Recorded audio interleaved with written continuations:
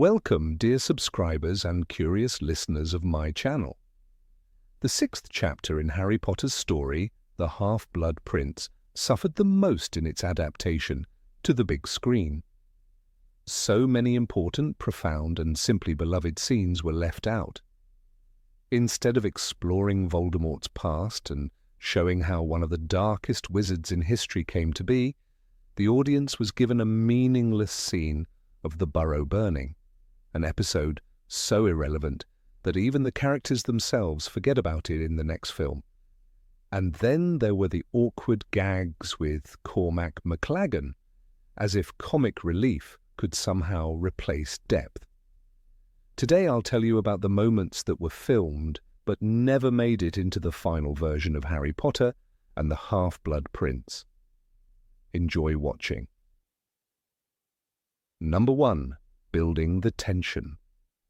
By the film's finale, the director suddenly remembers that he's making not a teenage comedy, but a dark, foreboding story. One where a deadly threat looms over Hogwarts. To emphasize that mood, he adds a short yet powerful sequence, Flitwick's choir of students singing ominous notes before the Death Eater's arrival.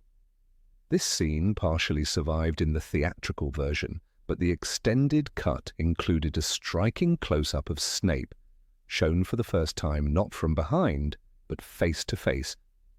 His eyes tell more than any dialogue could. Number 2. Draco looks unwell. In a short conversation, Harry and Hermione discuss why Malfoy needs the Vanishing Cabinet. Hermione notices that Draco looks sickly and hollow, as if living on the edge. The moment doesn't add much to the plot, but it deepens the tragic aura around Draco, a young man slowly falling apart under the crushing weight of his mission. It's the kind of emotional detail that could have given his arc more dimension, yet the screenwriters deemed it unnecessary. Number 3. A friendly conversation. The scene in the Gryffindor common room is far more interesting. Hermione scolds Harry for trying to get Slughorn's secret about Horcruxes by bluntly asking him. "You really thought he'd just tell you?" she snaps.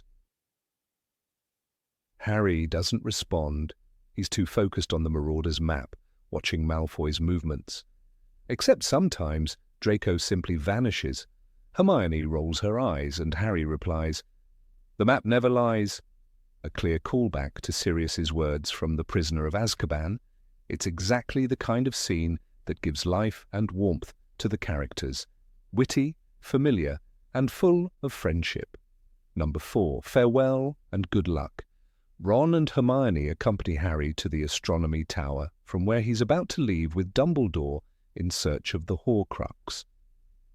They discuss whether the Room of Requirement can hide from the Marauder's map if someone inside wishes it. While glancing across the courtyard, Harry notices a pair of twin girls, and suddenly realizes there might be more than one Vanishing Cabinet. Before saying goodbye, he throws a line that sounds almost prophetic. "I don't need luck, I'm with Dumbledore." Number 5. Don't follow Tom into the cave. In this short but chilling scene, Dumbledore tells Harry that a long time ago, young Tom Riddle brought 2 fellow orphans, muggles, into that very cave and hurt them. Then Dumbledore takes out the knife to make the blood offering. It's one of the rare moments where the film even hints at Voldemort's past, a part of the story almost completely erased from the adaptation. Instead of the memories of the Gaunts, Tom's mother, and the Founder's artifacts, we at least get this dark shadow from the Dark Lord's childhood. Number 6. Partners. A brief but intimate moment. Harry supports a weakened, injured Dumbledore as they walk. The headmaster quietly says, "I'm not worried, Harry, I'm with you." This line mirrors Harry's own words in the deleted farewell scene with his friends. In that instant, the viewer understands Dumbledore trusts Harry just as much as Harry trusts him. They are partners, bound by a shared mission and a shared fate. Number 7. Collective grief. After Dumbledore's death, Harry sits alone in the dormitory. Silence, numbness, emptiness. Then he goes down to the common room and finds his classmates there, silent and broken just like him.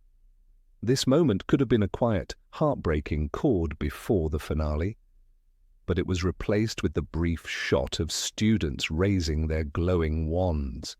Number 8, Fawkes's final flight. The phoenix rises into the twilight, its wings catching the last shimmer of sunset over the black lake. Below, Hogwarts stands silent. Students gathered near the tower, torches flickering against the cold stone. Fawkes lets out a single, mournful cry. It echoes across the water, fading into the hills. In that moment, there are no words, no music, only the sound of farewell. The camera was meant to follow him upward through the clouds until his song dissolved into the night. It was Dumbledore's soul taking flight, not as a man, but as a symbol of everything pure that once guarded the school. In the book, Rowling wrote, a phoenix song was rising across the grounds. It was a lament of love and loss. That line captured what this scene could have been, a visual echo of that grief. The filmmakers called it a pacing issue, but what they lost was poetry. Fawkes's flight would have given the story closure without a single line of dialogue. It was a goodbye not just to Dumbledore, but to innocence itself. The 6th film ends in silence, but if that cry had remained, it would have been impossible to forget. Number 9, Dinner with Slughorn. The table glowed with candlelight, gold plates gleaming beneath floating lanterns. Professor Slughorn raised his glass, cheeks flushed with pride, while Harry sat across from him, pretending to enjoy the attention. "Ah, Harry, my boy," Slughorn laughed. "Your mother could brew a potion that would make the gods jealous." Around them, the room buzzed with laughter, but beneath the surface, the air felt heavy. Too warm, too comfortable, the kind of warmth that hides secrets. Then, almost by accident, Slughorn mentioned a name. "I had another student once. Brilliant mind, that one. Tom Riddle." The laughter stopped for a heartbeat. Harry's smile faded. That name changed the tone. In the book, Slughorn's guilt over Riddle runs deep, though he tries to drown it in drink and charm. Rowling writes, "He looked at Harry as if he'd seen a ghost." The deleted scene captured that perfectly. For a second, the great collector of talent faltered. His eyes darted toward his glass, his voice softening. "But that was long ago," he muttered, forcing another smile. The silence stretched, and Harry leaned forward slightly, studying him. It was the first real hint that beneath Slughorn's bluster lay something rotten, a man haunted by a single memory he couldn't bear to face. If this exchange had survived the final cut, it would have deepened the mystery surrounding Tom Riddle and the Horcruxes. It would have shown the subtle manipulation Riddle used even as a boy, the way he could charm, deceive, and twist those who admired him. Slughorn's charm would have cracked, revealing the cowardice and pain that defined him later. And for Harry, that moment would have planted the seed of understanding, that evil doesn't always roar. Sometimes it smiles over dinner. Number 10, Snape's anger. The room is dark, lit only by the blue glow of bottled potions. Snape stands alone in his dungeon, his face tense after Narcissa Malfoy's desperate plea. The unbreakable vow still burns in his mind. His hand shakes slightly before he hurls a glass vial against the wall. It shatters, spilling green liquid across the floor. "Fools," he mutters, "all of them. Fools." The words echo off the stone. It's anger, yes, but underneath it there's fear. The fear of a man trapped between two masters, both demanding loyalty, both ready to kill him for hesitation. In the book, we see this struggle only through fragments: Dumbledore's trust, Bellatrix's suspicion, Snape's bitterness. Rowling wrote, "He was like a man who had lived too long with a secret that burned him from the inside." This scene could have made that sentence real. The anger isn't aimed at others, but at himself.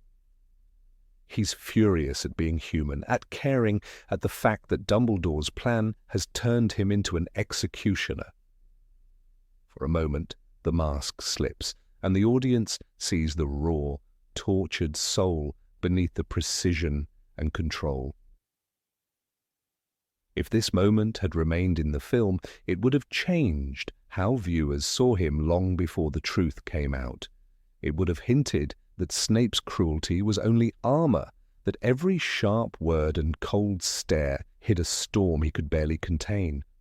A single broken vial, a single whisper of rage could have told us what 2 full movies later would finally reveal: that Severus Snape was not heartless, he was haunted. Number 11, The Last Conversation with Minerva. The corridor outside Dumbledore's office is lit by candlelight. Professor McGonagall stands in the doorway, her face pale and rigid. Dumbledore is fastening his cloak, his movements calm, deliberate. "You're going somewhere dangerous again," she says, her voice quieter than usual. He pauses, glancing at her over his half-moon spectacles. "You always did know when to worry, Minerva." She takes a step closer. "You won't come back, will you?" He smiles, that soft, distant smile only he can manage. "Each of us returns, Minerva, but not always where we wished to." The line carries the weight of everything that will follow. It's a goodbye disguised as reassurance. In the book, Rowling hints at this same inevitability. Dumbledore tells Harry, "I am not worried, Harry, I am with you." His calm acceptance of fate is what makes his death so devastating. This missing exchange with McGonagall would have shown that he already knows the end of his own story, and that she senses it too. Her silence in the moment after he leaves would have said more than any farewell. This scene would also have deepened McGonagall's character. She's often portrayed as stern, but here she is human, fearful, loyal, and heartbroken. Her question isn't just about duty, it's about friendship, about 2 people who have fought side by side for decades, now realizing their battles are ending differently. Maggie Smith's quiet strength could have turned that moment into something unforgettable, a single, trembling breath between light and darkness. By cutting it, the film lost a rare spark of tenderness. The audience never saw the bond between these 2 giants of Hogwarts in its full depth. Dumbledore's death arrived abruptly, tragic, but impersonal. This exchange would have softened the blow, not by making it easier, but by giving it meaning. It would have reminded us that even the greatest wizards are still just people, saying goodbye in the dim glow of candlelight, hoping for one more dawn that will never come. Number 12, The Silent Look. Ginny Weasley stands by the window, the castle bathed in cold moonlight. Her reflection stares back at her, eyes swollen but dry.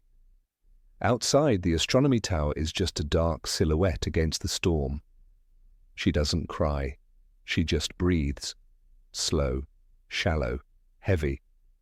Behind her, Ron and Hermione whisper in anxious voices. "We can't let him go alone," Hermione says. Ron answers, "You know he'll go anyway." Ginny doesn't turn around. "He knows what he's doing," she says quietly. It's not a plea, it's faith, the kind that hurts. In the book, Ginny's strength is often silent. She doesn't beg Harry to stay. She understands him better than anyone else. "When you're fighting like that, you can't think about me," she says in the novel's final chapters. This deleted moment would have echoed that same emotional maturity. She's not the girl who waits. She's the one who lets go because she knows she must. The stillness of that shot, her red hair outlined by the moon, would have said more than any dramatic farewell scene ever could. The argument behind her only deepens the silence. Hermione's logic collides with Ron's loyalty, but both fade as Ginny's calm cuts through their panic. It's the first time she steps into the quiet authority that will define her in the later books. There's love in her restraint. There's grief in her stillness. And in her voice, and that single line, there's the understanding that some goodbyes don't need words. If the filmmakers had kept this scene, the emotional weight of the ending would have doubled. It would have shown that Harry's choices affect more than just him. They tear through the people who love him. Ginny's silent strength could have balanced the chaos of the tower scene, grounding it in something achingly human. It's a moment of calm before the storm, a flicker of love in the ruins of a world falling apart. Number 13, Snape, by Dumbledore's body. The moment after Dumbledore's death is one of the quietest in the entire story. In the deleted scene, Severus Snape stands over the fallen headmaster, the wind from the astronomy tower whipping his cloak around him. The Peveril ring glints faintly in the moonlight beside Dumbledore's hand. Snape's face trembles.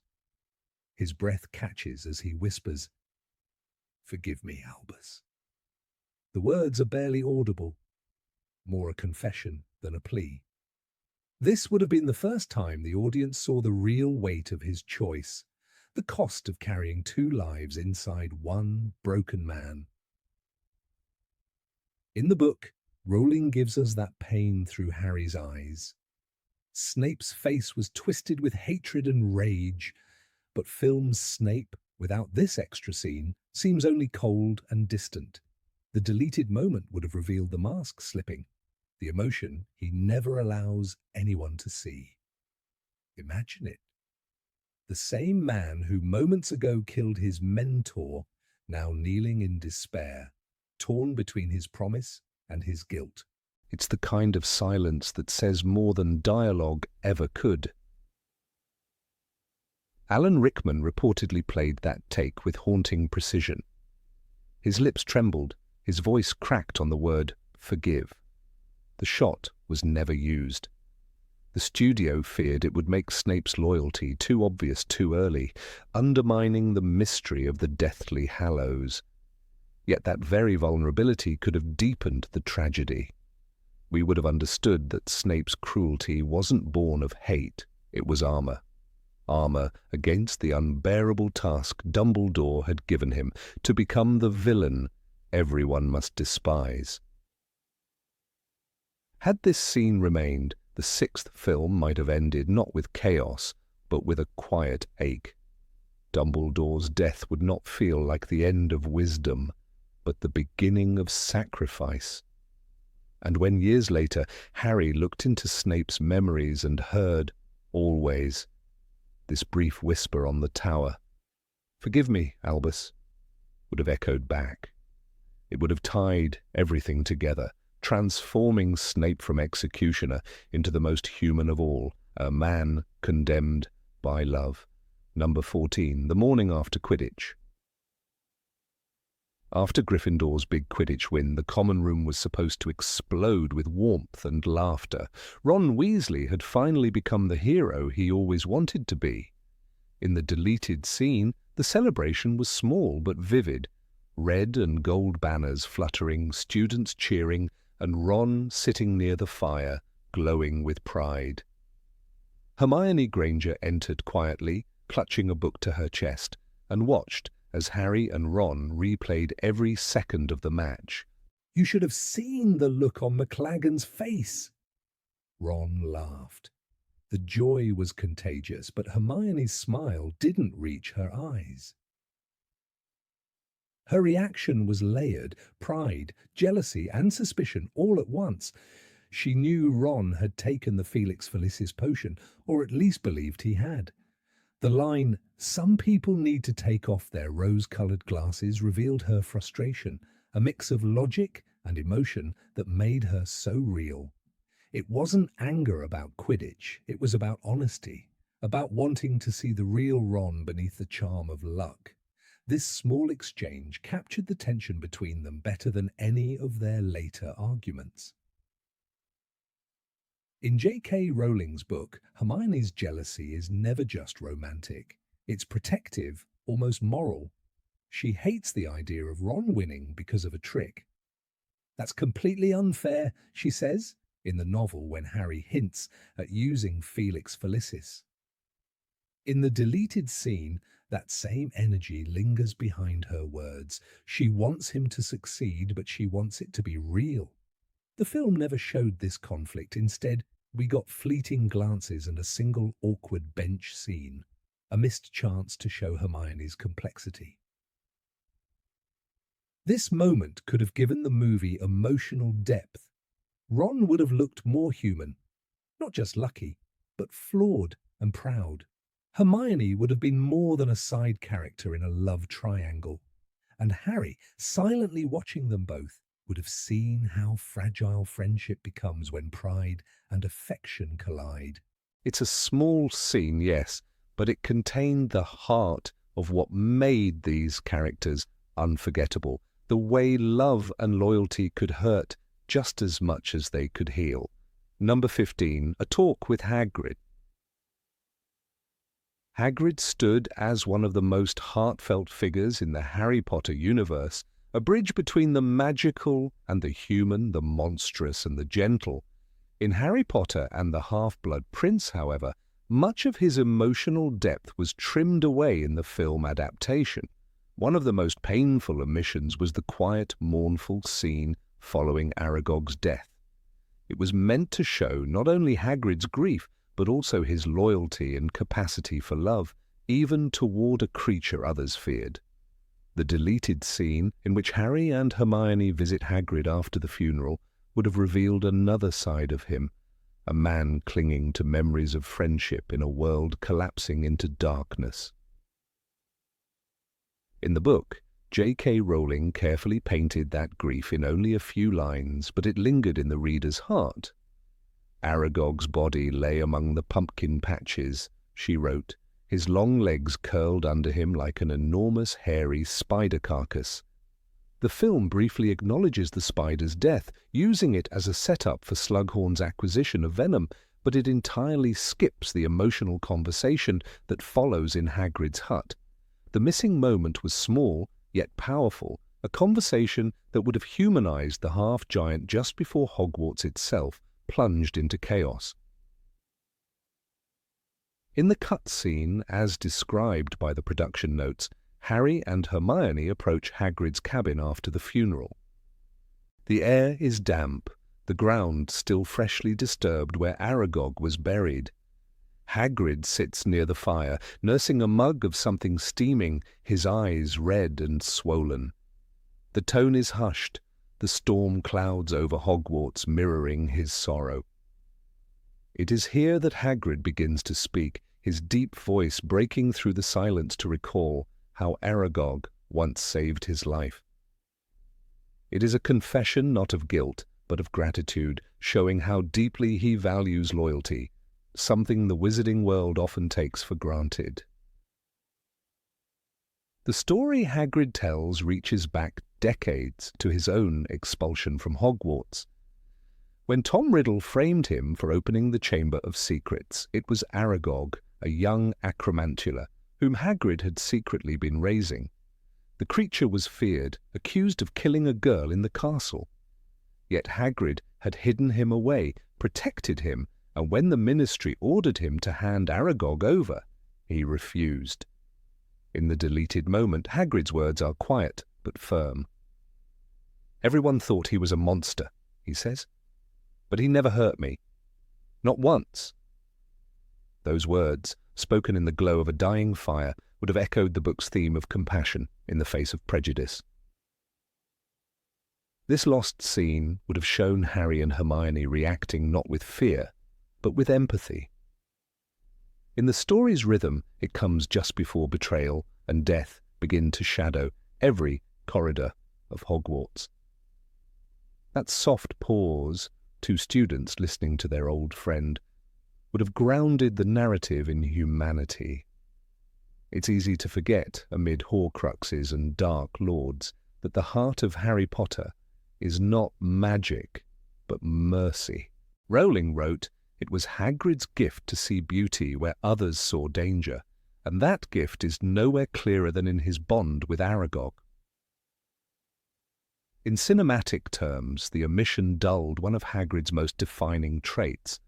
Throughout the series, he is the guardian of misunderstood creatures: Norbert the dragon, Buckbeak the hippogriff, Grawp the giant. Each symbolizes an aspect of Hagrid himself, enormous, frightening, and yet capable of deep tenderness. Aragog's death, therefore, is not just the passing of a friend, it marks the end of Hagrid's innocence. The deleted conversation would have captured that shift. As Hagrid reminisces, the weight of years settles on him. His voice trembles when he admits that the forest feels quieter now, lonelier somehow. The viewer would feel that too, understanding that even the creatures of the forest are fading as war approaches. The symbolism of that scene deepens when we recall how Harry later uses the moment to extract Slughorn's memory.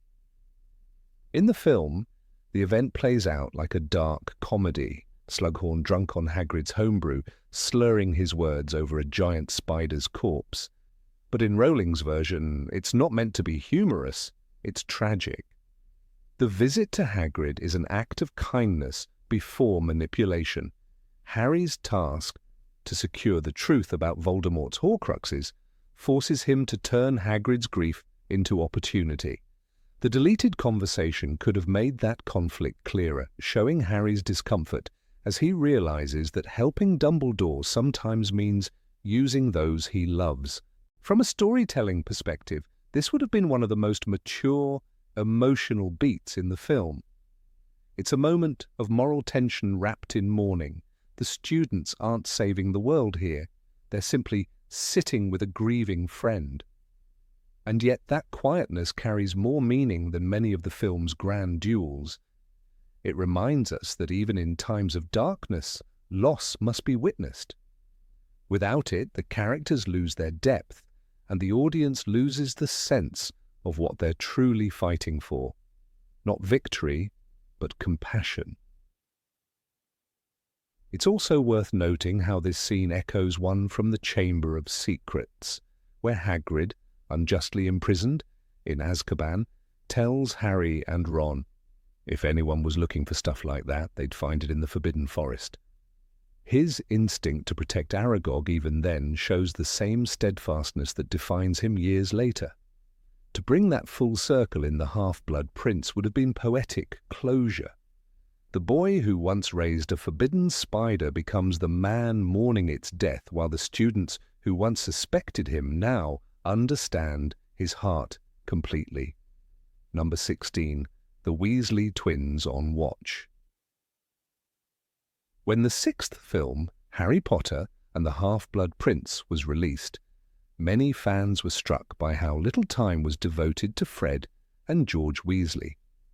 In J.K. Rowling's novel, they had already built a thriving joke shop in Diagon Alley and had become important figures of comic relief and quiet resistance. Yet in the film adaptation, their presence is reduced to a few seconds of montage, a flash of fireworks, a smile, and a storefront. What most viewers don't realize is that a deleted scene once showed them in a much darker, more layered light, guarding not just their shop, but something far greater, the fragile hope that kept the wizarding world from collapsing entirely. That missing scene, set in the cozy yet tense atmosphere of the Three Broomsticks, painted Fred and George in a new tone, mature, alert, and aware of the storm gathering over Hogwarts. The twins were no longer mischievous boys selling trick wands and love potions. They had become sentinels of a generation that had grown up too quickly. The camera was meant to linger on the frosted windows of the pub, the murmur of worried voices and the smell of butterbeer masking fear. Harry, recently returned from another lesson with Dumbledore, was supposed to sit across from them, exhausted but still hungry for answers. Fred, always the sharper of the two, would have begun with one of those half-jokes that barely hide real anxiety. He would have leaned in, the light from the fireplace catching the scar on his cheek, an addition the makeup team reportedly created to emphasize the danger the twins now faced as business owners under Voldemort's rise. George, quieter, would have added the details. Strange disappearances near Nocturne Alley, and a rumour spreading through Diagon Alley about something moving beneath the Ministry of Magic's surface. It was here that the line, "Heard someone tried to break into Azkaban, not Muggles, I hope," would have come, a moment of dark humour masking dread. The tone would have shifted when Fred added his remark, "Jokes aside, someone's going to blow Hogwarts sky high soon." The sentence, though delivered with a grin, was prophetic. In the book, Chapter 27, the lightning-struck tower, the castle indeed becomes a battlefield. The filmmakers intended this deleted moment to foreshadow that chaos, to hint that even outside the school's walls people could feel the coming catastrophe. Fred's line would have echoed through the story as one of those warnings that no one fully understood until it was too late. In Rowling's novel, Fred and George's shop, Weasley's Wizard Wheezes, had become a symbol of defiance. "The world is going to hell in a handcart," Ron says in the book, but Fred and George just keep selling their skiving snack boxes. Yet their products were more than pranks. They were tools of resistance. Extendable ears were used by the Order of the Phoenix. Peruvian instant darkness powder became a weapon against Death Eaters during the Battle of Hogwarts. The twins were not mere comedians, they were craftsmen of rebellion. The deleted pub scene could have shown them as both, keeping their humour alive even as the war pressed in on every side. Cinematically, it would have added depth to the film's mood. The Half-Blood Prince was visually muted, bathed in green and grey hues, reflecting the slow suffocation of hope. The inclusion of Fred and George in such a setting would have offered a contrast. Two figures who still laughed, yet whose laughter came from courage, not ignorance. Their exchange with Harry would have reminded viewers of how resistance begins not with swords but with small acts of bravery and wit. The decision to remove this scene, according to production notes, came from pacing concerns. Director David Yates focused on the central thread of Dumbledore and Harry's hunt for Horcruxes, trimming side stories that distracted from that journey. Yet what was lost in that edit was the sense of community that Rowling's world always carried. In the book, even minor characters, Madame Rosmerta, Tonks, Bill Weasley, represent threads in the tapestry of a society under siege. Fred and George were meant to embody that spirit in visual form, independent, irreverent, but deeply loyal. Thematically, the scene would have bridged the gap between the humour of the earlier films and the tragedy that followed. The twins' appearance in the Order of the Phoenix had ended with them flying into the night, fireworks bursting behind them, a symbol of freedom. By contrast, their presence in Half-Blood Prince would have been grounded, adult, almost weary. They had found success, yes, but at a cost. Their jokes no longer existed in a safe, protected Hogwarts.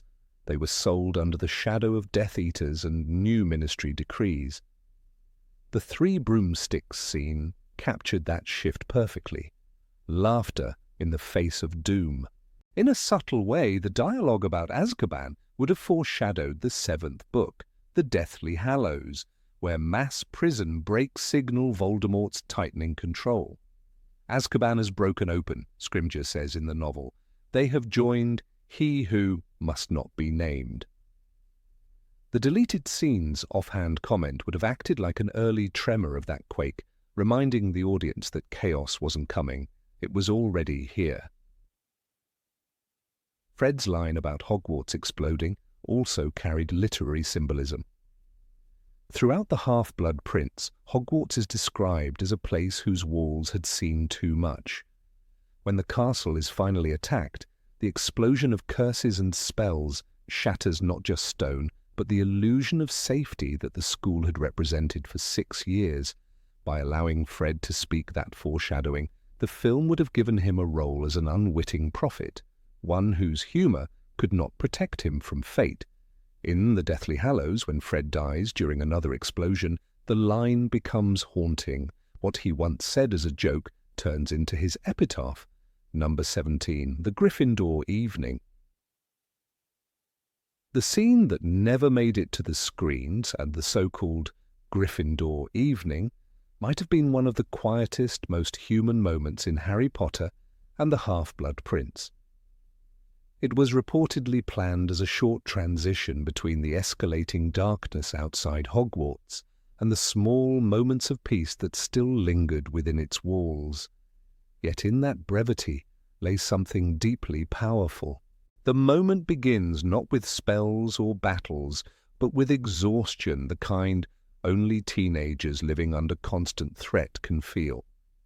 The Gryffindor common room, normally alive with laughter, games, and the crackle of life, is instead dim and weary. The golden light from the fire barely reaches the far corners, where shadows tremble like nervous ghosts. Harry sits nearest the hearth, elbows on his knees, staring into the fire as if searching for something beyond it. The flames reflect in his eyes like twin shards of the past.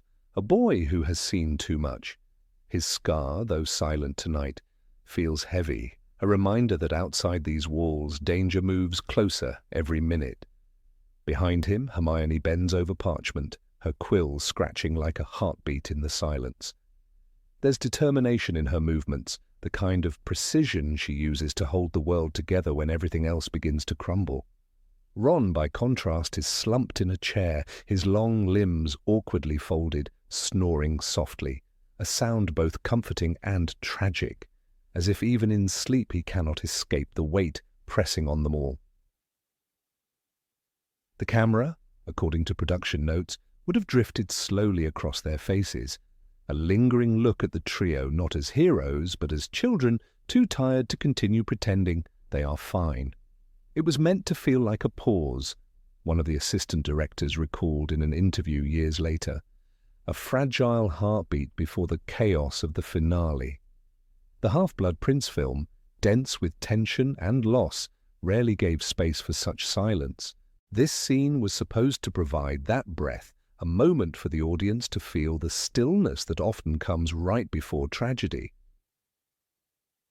Then, unexpectedly, the quiet would have been broken by a sound not of alarm or violence, but of song.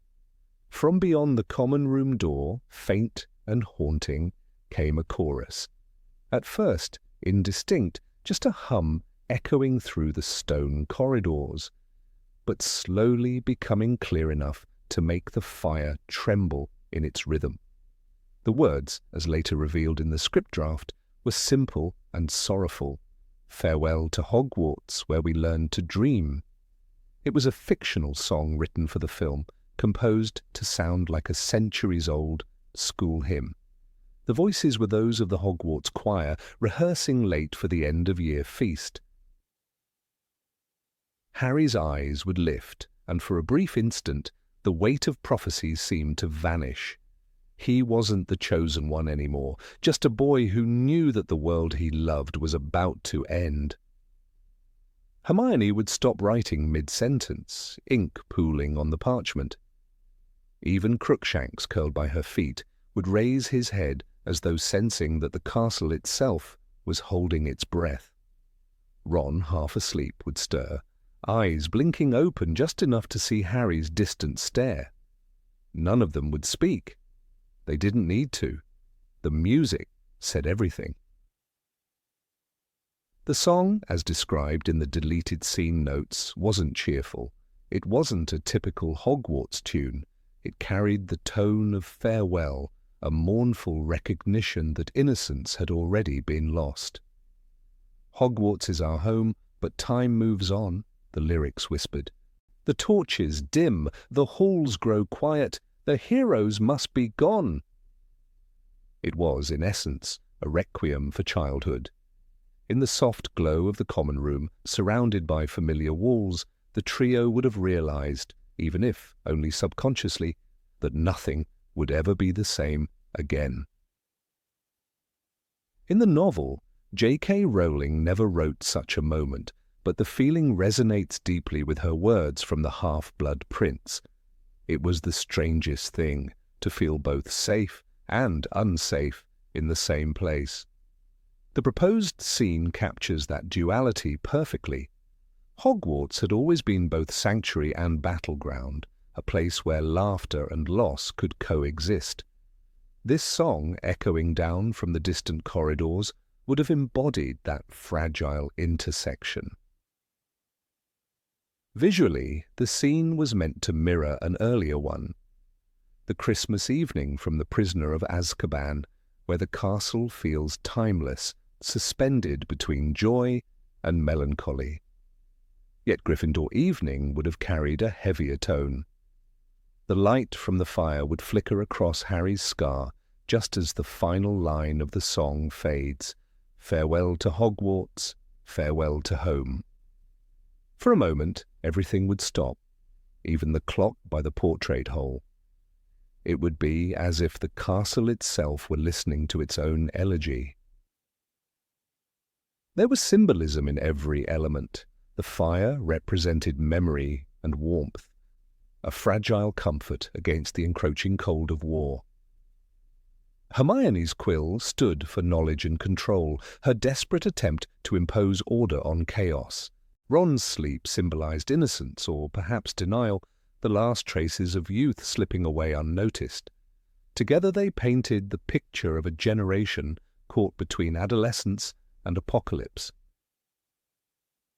Fans who later read about the deleted scene in the Half-Blood Prince script drafts mourned its absence.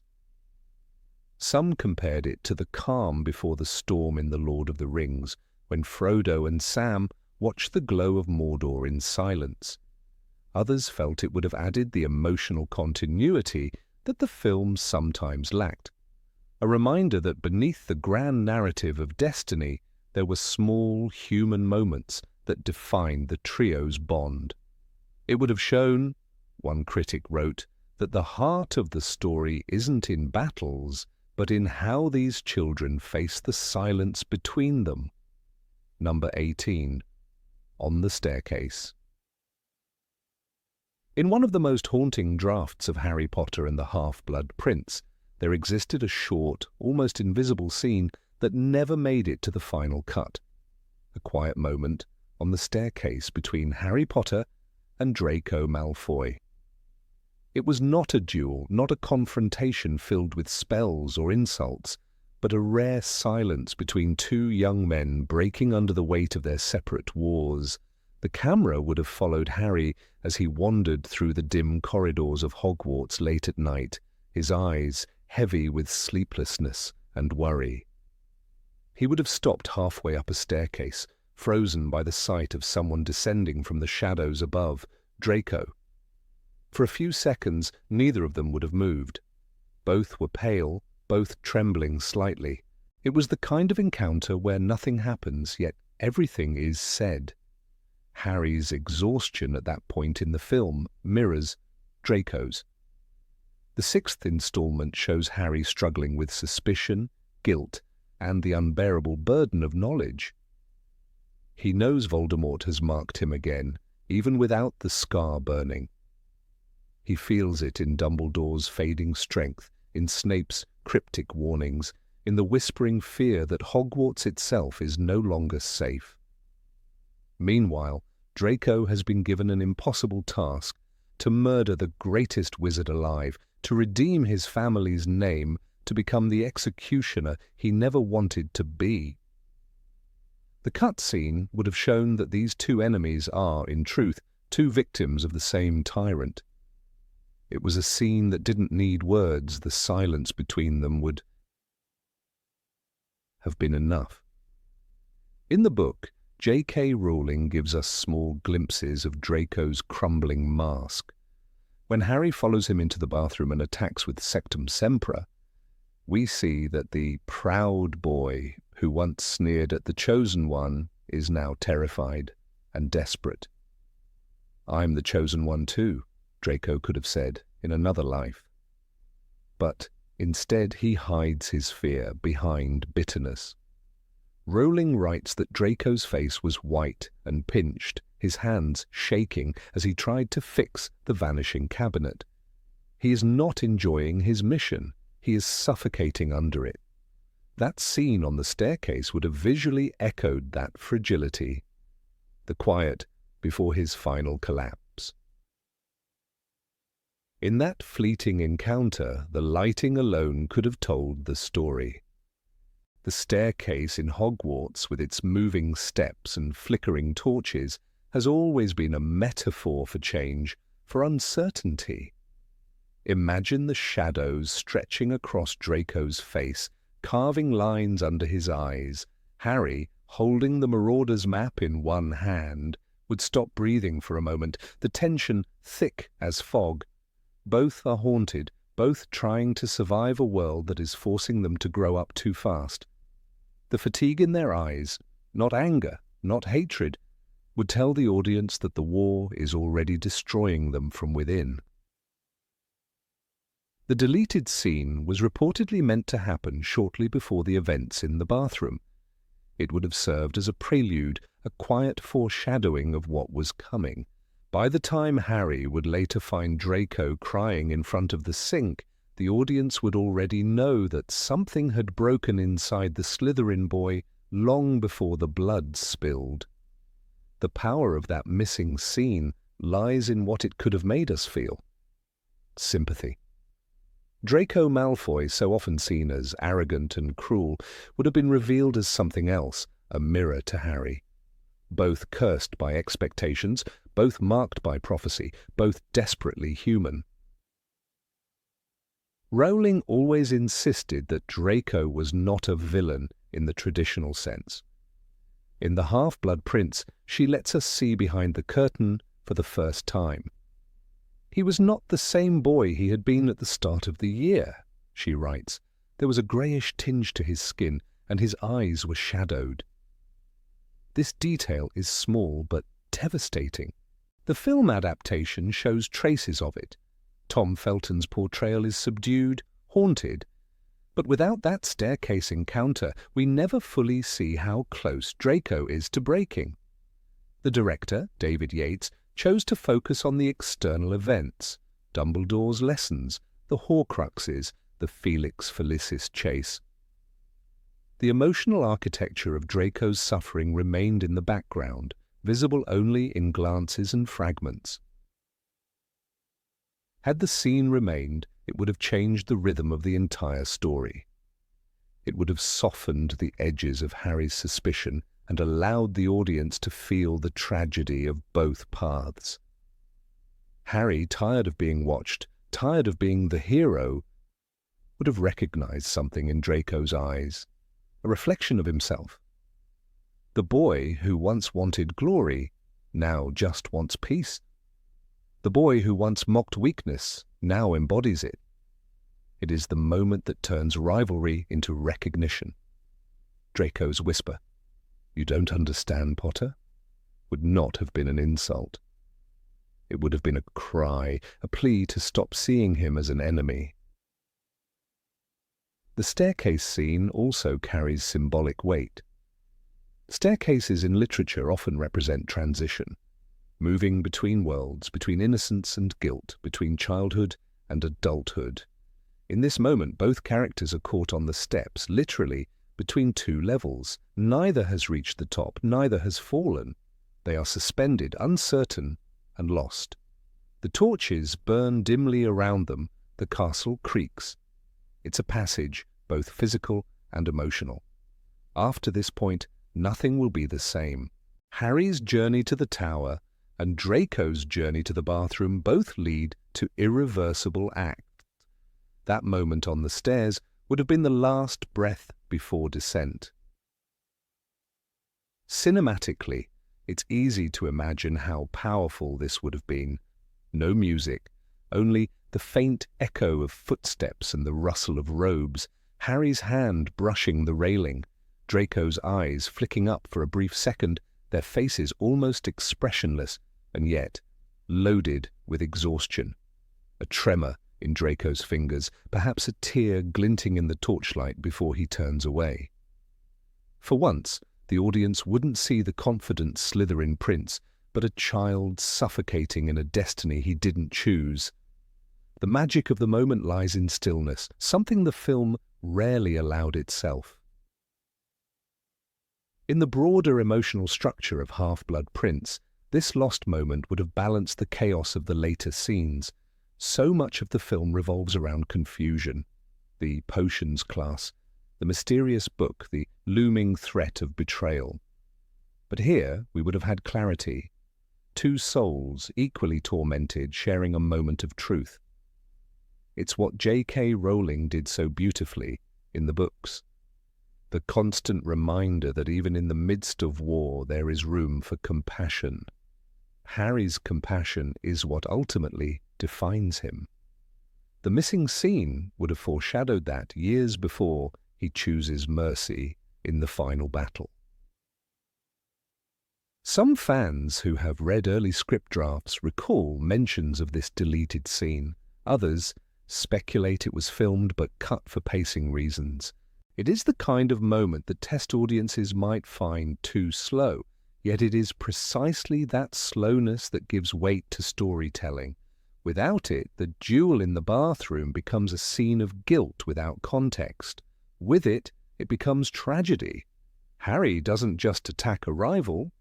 He wounds a boy he had silently pitied hours earlier. That makes the blood on the floor more than physical. It becomes moral.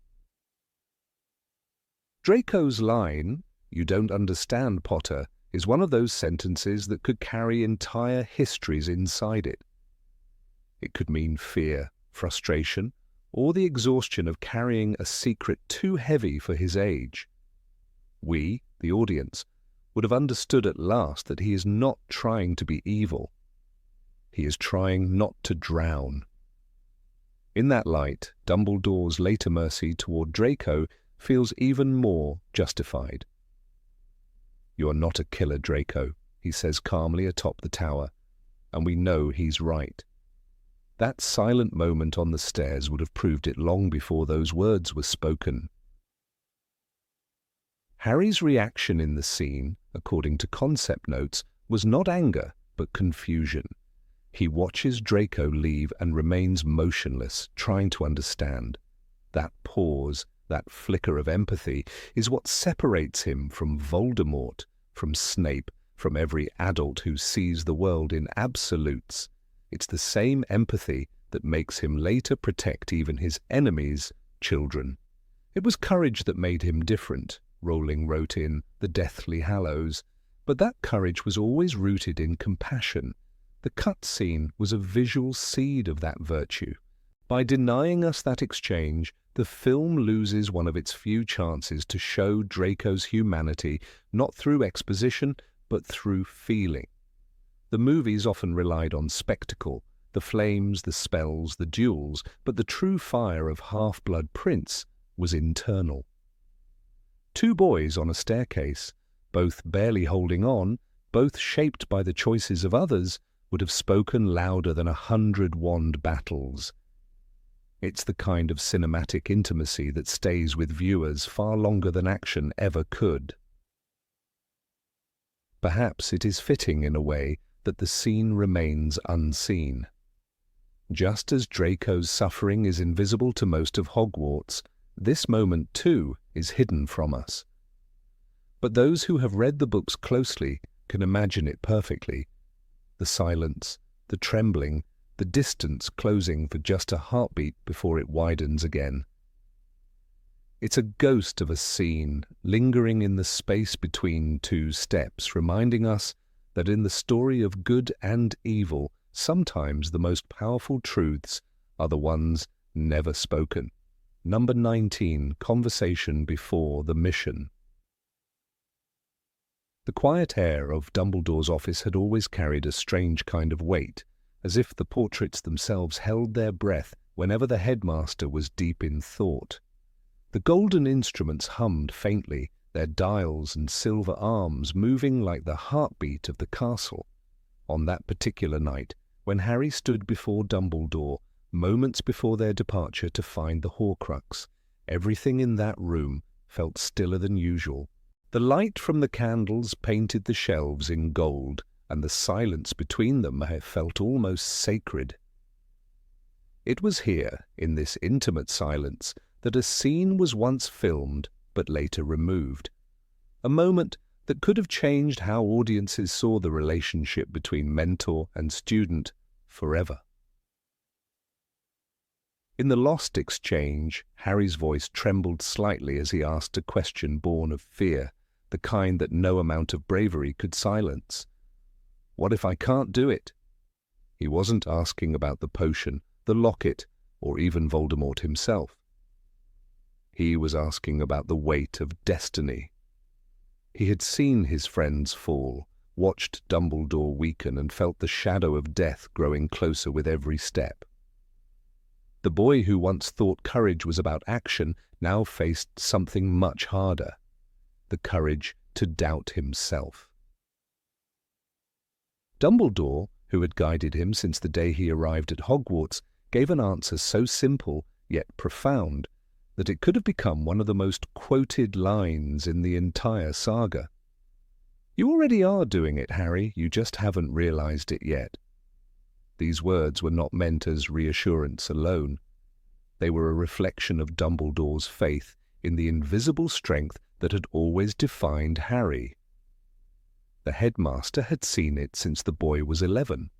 The willingness to stand up for what was right, even when terrified, even when utterly alone. Had this scene remained, it would have framed the final act of Half-Blood Prince with a deeper emotional resonance. When Harry later watches Dumbledore die on the Astronomy Tower, the echo of that lost conversation would have followed him into the silence. The realization that Dumbledore had always known this moment would come and had given Harry his final lesson not through instruction, but through belief, might have lent even greater power to the tragedy. The books had always hinted at this philosophy. Dumbledore once said, "It is our choices, Harry, that show what we truly are, far more than our abilities." This guiding principle runs like a thread through every one of Harry's trials. Yet in the film adaptation of The Half-Blood Prince, much of Dumbledore's quiet mentorship was stripped away, replaced with urgency and mystery. What the deleted moment could have added was a rare stillness, a pause before the storm, in which Harry was not the chosen one, but simply a young man on the verge of facing death, asking his teacher for one last piece of human truth. Dumbledore's response in the unseen scene reveals his understanding of fate as something lived, not awaited. By telling Harry that he was already succeeding, Dumbledore acknowledged that the boy's moral strength was not something to be achieved, but something inherent, proven through years of compassion, loyalty, and sacrifice. It ties directly to what he told Harry in The Order of the Phoenix. You are protected, in short, by your ability to love. Love, not skill, not prophecy, was always Harry's weapon, and Dumbledore's final words in the deleted scene perfectly aligned with that truth. There is a haunting irony in the fact that the scene was removed. The film instead transitions quickly from Dumbledore's brief discussion of the Horcrux to their departure, robbing the moment of its emotional rhythm. The cut creates a narrative gap, leaving Dumbledore's confidence in Harry implied rather than spoken. In the original script draft, however, this moment of vulnerability served as the true emotional farewell between them. Without it, Dumbledore's death feels sudden, while Harry's grief afterward lacks the quiet foundation that would have made it even more devastating. Imagine watching the scene as it was conceived. Dumbledore's office bathed in the flickering light of the candles, forks absent, symbolizing that hope itself had flown, and the air heavy with the scent of burning wax. Dumbledore's hands tremble slightly as he adjusts his cloak. Harry's reflection glimmers faintly in the cabinet glass, a reminder that the boy is both student and reflection of the man before him. Dumbledore looks at him not as a general sending a soldier to war, but as a father giving his son permission to be afraid. The words, "You already are doing it, Harry," are almost whispered, a line not of command, but of grace. This quiet mentorship recalls earlier moments that defined their bond. When Dumbledore once stood beside Harry in the hospital wing after the Chamber of Secrets, he told him, "You must be very brave to stand up to your enemies, but even more so to stand up to your friends." That wisdom shaped the boy's moral compass. Years later, the lost line before the Horcrux journey could have served as the culmination of that lesson. It is one thing to stand up to others, another to stand up to destiny, to believe that you are enough when the world tells you that you are not. Thematically, the scene fits perfectly with the symbolic structure of the Half-Blood Prince. The film constantly plays with reflection, memories in the pensive, potions in glass vials, and Dumbledore himself as both a man of immense knowledge and deep secrecy. The deleted exchange would have been another reflection, not of knowledge, but of trust. Dumbledore was passing the torch not by revealing new information, but by affirming Harry's worth. The boy who once looked up to him for answers now received the only one that mattered: faith in himself. Had it remained, the audience might have understood Dumbledore's death in a different light. His fall from the tower would not just be the end of a great wizard, but the fulfillment of his final lesson. Harry's frozen paralysis during the attack, so often criticized for making him appear passive, could then be seen as the moment he remembered Dumbledore's words. He was already doing what was right, honoring the man's request to stay hidden, trusting in the plan, believing that his time to act would come. The missing dialogue would have given that silence purpose. Even J.K. Rowling herself often emphasized that Harry's journey was not about gaining power, but about accepting responsibility. When she wrote in The Deathly Hallows that the last enemy that shall be destroyed is death, she wasn't only speaking of Voldemort's downfall. She was describing Harry's moral victory, the understanding that love and courage can coexist with fear. The deleted scene from The Half-Blood Prince was a cinematic embodiment of that belief. Dumbledore's reassurance was the seed that would later bloom when Harry walked into the Forbidden Forest, ready to die for others. The emotional tone of the moment also echoes classic mentor and student farewells from cinema and literature. Think of Gandalf's quiet confidence in Frodo before the journey to Mordor, or Obi-Wan's calm before facing Darth Vader. These scenes matter not because of their spectacle, but because they pass on the story's moral compass. Dumbledore's missing words carried the same narrative weight. Without them, the transition from teacher to student feels abrupt, and the philosophical thread that runs through the series, that true strength comes from within, loses one of its most poignant expressions. The filmmaking decision to remove the scene likely came from pacing. The director, David Yates, often spoke about balancing emotional moments with forward momentum, yet the irony is that The Half-Blood Prince already lingers in mood and tone, a film of shadows, reflections, and whispered secrets. This quiet moment would not have slowed it down, it would have completed it. It would have shown that the real magic of the story lies not in spells or battles, but in human connection, in the mentor's belief that his student will rise, even when he himself will not survive to see it. Today, fans who have seen the script draft or production notes often describe the deleted moment as the heart that was cut out. And indeed, if one listens carefully to the final film, traces of it remain. When Dumbledore says, "I am not worried, Harry, I am with you," it echoes the same sentiment, that shared strength between generations, the transfer of courage through words. The lost dialogue would have deepened that bond, turning a single line of comfort into a philosophy that defines Harry's entire path toward self-sacrifice. In the end, the scene's absence reminds us of how fragile cinematic storytelling can be. Sometimes the most powerful truths are found in quiet spaces, in the hesitation before action, in the words spoken between two souls who know what awaits them. Dumbledore's reassurance that Harry already is doing it wasn't just an answer to fear. It was the invisible heartbeat of the story itself, one that still echoes faintly beneath the surface of every moment Harry chooses love over despair, courage over doubt, and faith over fear. Number 20.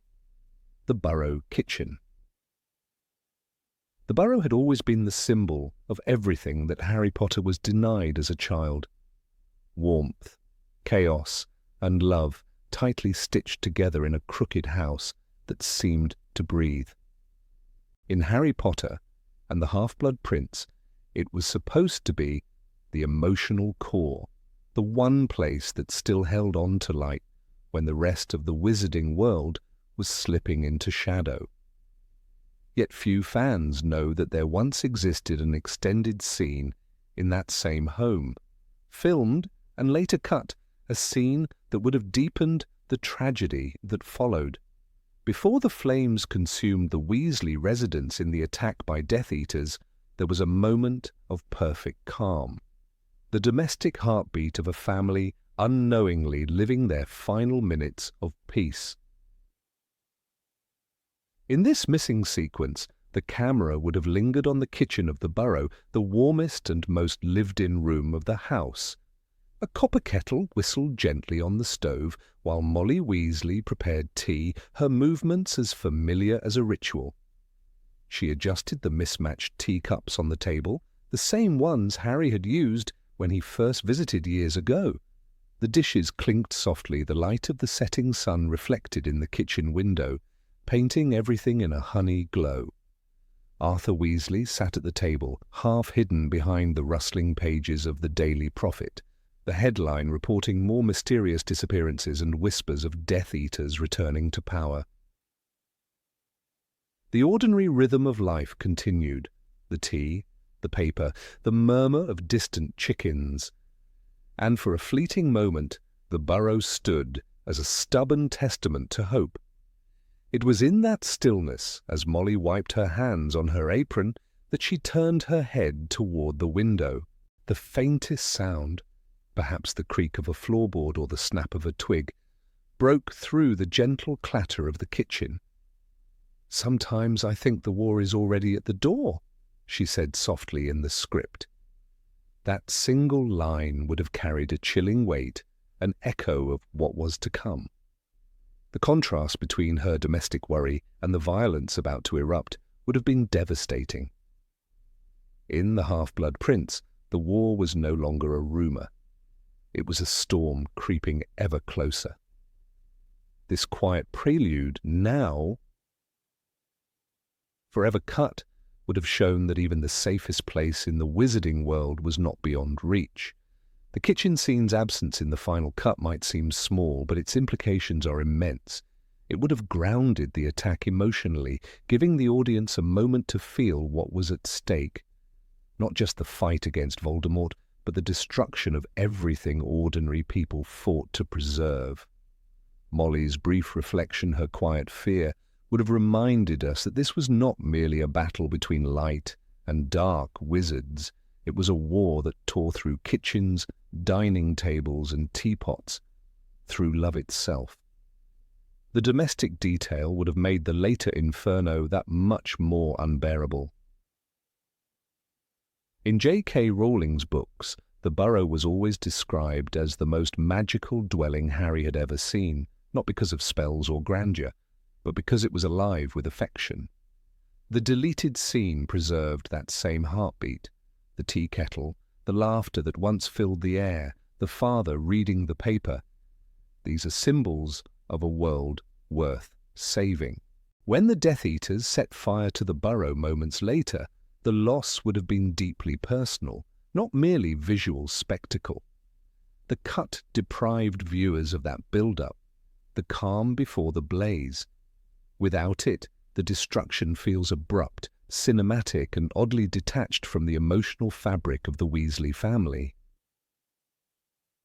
One can imagine how the sequence would have unfolded, the camera slowly moving from Arthur's weary expression to Molly's hands trembling slightly as she folded a napkin. A photo of the children sat pinned to the wall, Fred and George waving proudly outside their shop, Ginny laughing, Ron looking bashful. In the background, the wireless hummed faintly, broadcasting Celestina Warbeck's song about lost love, the same tune that once annoyed the children but secretly comforted Molly. All of it would have built an atmosphere of aching normalcy, the calm heartbeat of a home seconds before it was silenced. In Rowling's narrative, foreshadowing often hides in domestic life. The world isn't split into good people and Death Eaters, Sirius once told Harry, warning him how evil creeps in quietly. The deleted kitchen moment captured that creeping dread better than any battle scene. The war wasn't knocking at the front door. It was already in the air, in the unease behind Molly's eyes, in the tension of Arthur's shoulders. The mundane objects in that room, the teapot, the clock that marked the family's safety, the uneven chairs, became symbols of fragility. The audience would have felt that this was the last evening of peace before the storm truly broke. The decision to remove the scene was likely rooted in pacing. The filmmakers wanted tension, not tranquility, yet paradoxically it is tranquility that gives tension its power. By cutting straight to the chaos, Bellatrix's shriek, the fire licking at the night sky, Harry running through fields of flame, the emotional contrast was lost. The deleted kitchen sequence would have given the audience something to mourn. When the burrow burns, it is not just wood and brick collapsing. It is the quiet life that might have been, the fragile illusion of safety in a collapsing world. There is also something profoundly human about the deleted moment. It would have shown Molly and Arthur not as archetypes, the loving mother, the eccentric father, but as a couple, weathering fear together. Their marriage, forged in laughter and struggle, stands in quiet defiance of the war outside. While the wizarding world debates prophecies and horcruxes, here are two people sharing tea, trying to pretend that everything will be all right. It is the essence of courage in Rowling's universe, not the grand duels, but the decision to keep living as if goodness still matters. When the fire finally breaks through the walls, that serenity would have shattered like glass.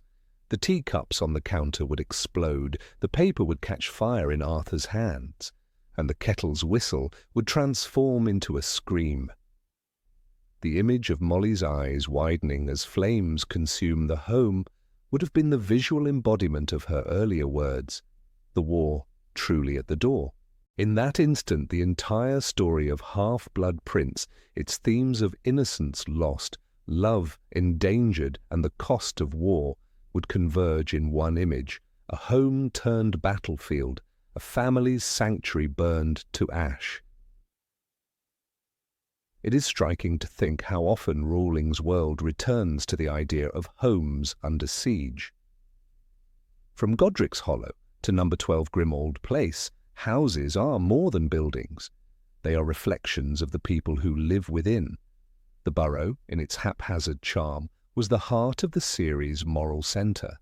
To see it burn after witnessing its quiet grace would have been to watch hope itself flicker. The missing kitchen scene would have transformed the destruction into tragedy rather than spectacle, loss rather than shock.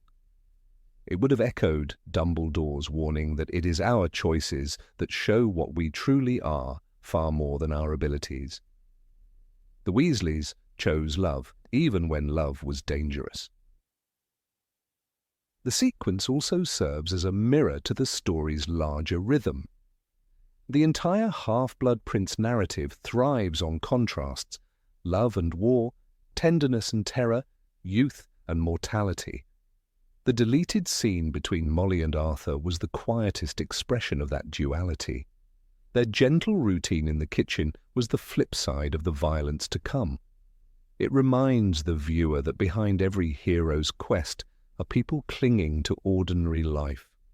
Harry might face prophecy, but Molly faces the sound of footsteps outside her door. Both are forms of bravery. Both are equally vital to the story. In some ways, this lost moment could have been one of the most powerful scenes in the film, precisely because it had no magic, no spells, no wands, only human emotion. It would have connected viewers more deeply to the reality that this war is fought in living rooms, not just in castles. When Harry later returns to the burrow, he sees not the remains of a house, but the cost of every act of defiance against Voldemort. The audience, too, would have felt that cost. The glow of the kitchen lamp extinguished, the laughter that once filled the room replaced by silence. Fans often debate whether the film adaptation of The Half-Blood Prince captured the darkness of the novel. Perhaps this missing piece holds the answer. Rowling's world was never just about the battle between wizards. It was about the homes they built and lost, the tea they shared before the war arrived. The cut kitchen scene encapsulated that spirit perfectly. It wasn't grand, but it was real. It showed what was worth fighting for. And in its absence, the story lost a fragment of its soul. Even now, imagining Molly's simple words, "I sometimes think the war is already at the door," send a chill. Because she was right. The war had already entered their lives long before the fire. The moment she set down the teacup, the moment Arthur folded his newspaper, their fragile peace was gone. The scene, if it had remained, would have reminded every viewer that wars do not begin with explosions. They begin in silence, in the uneasy glance of a mother who senses danger beyond the garden gate. And that is why this lost piece of the Half-Blood Prince remains one of the most haunting absences in the entire Harry Potter saga. Number 21, Slughorn after the visit. Professor Horace Slughorn's office still smelled faintly of crystallized pineapple and the lingering sweetness of mead when Harry Potter left it that night. The memory had been secured, the crucial piece Dumbledore needed to understand the truth about Voldemort's immortality. Yet what the audience never saw, and what the original script of Half-Blood Prince once contained, was what happened after Harry closed the door.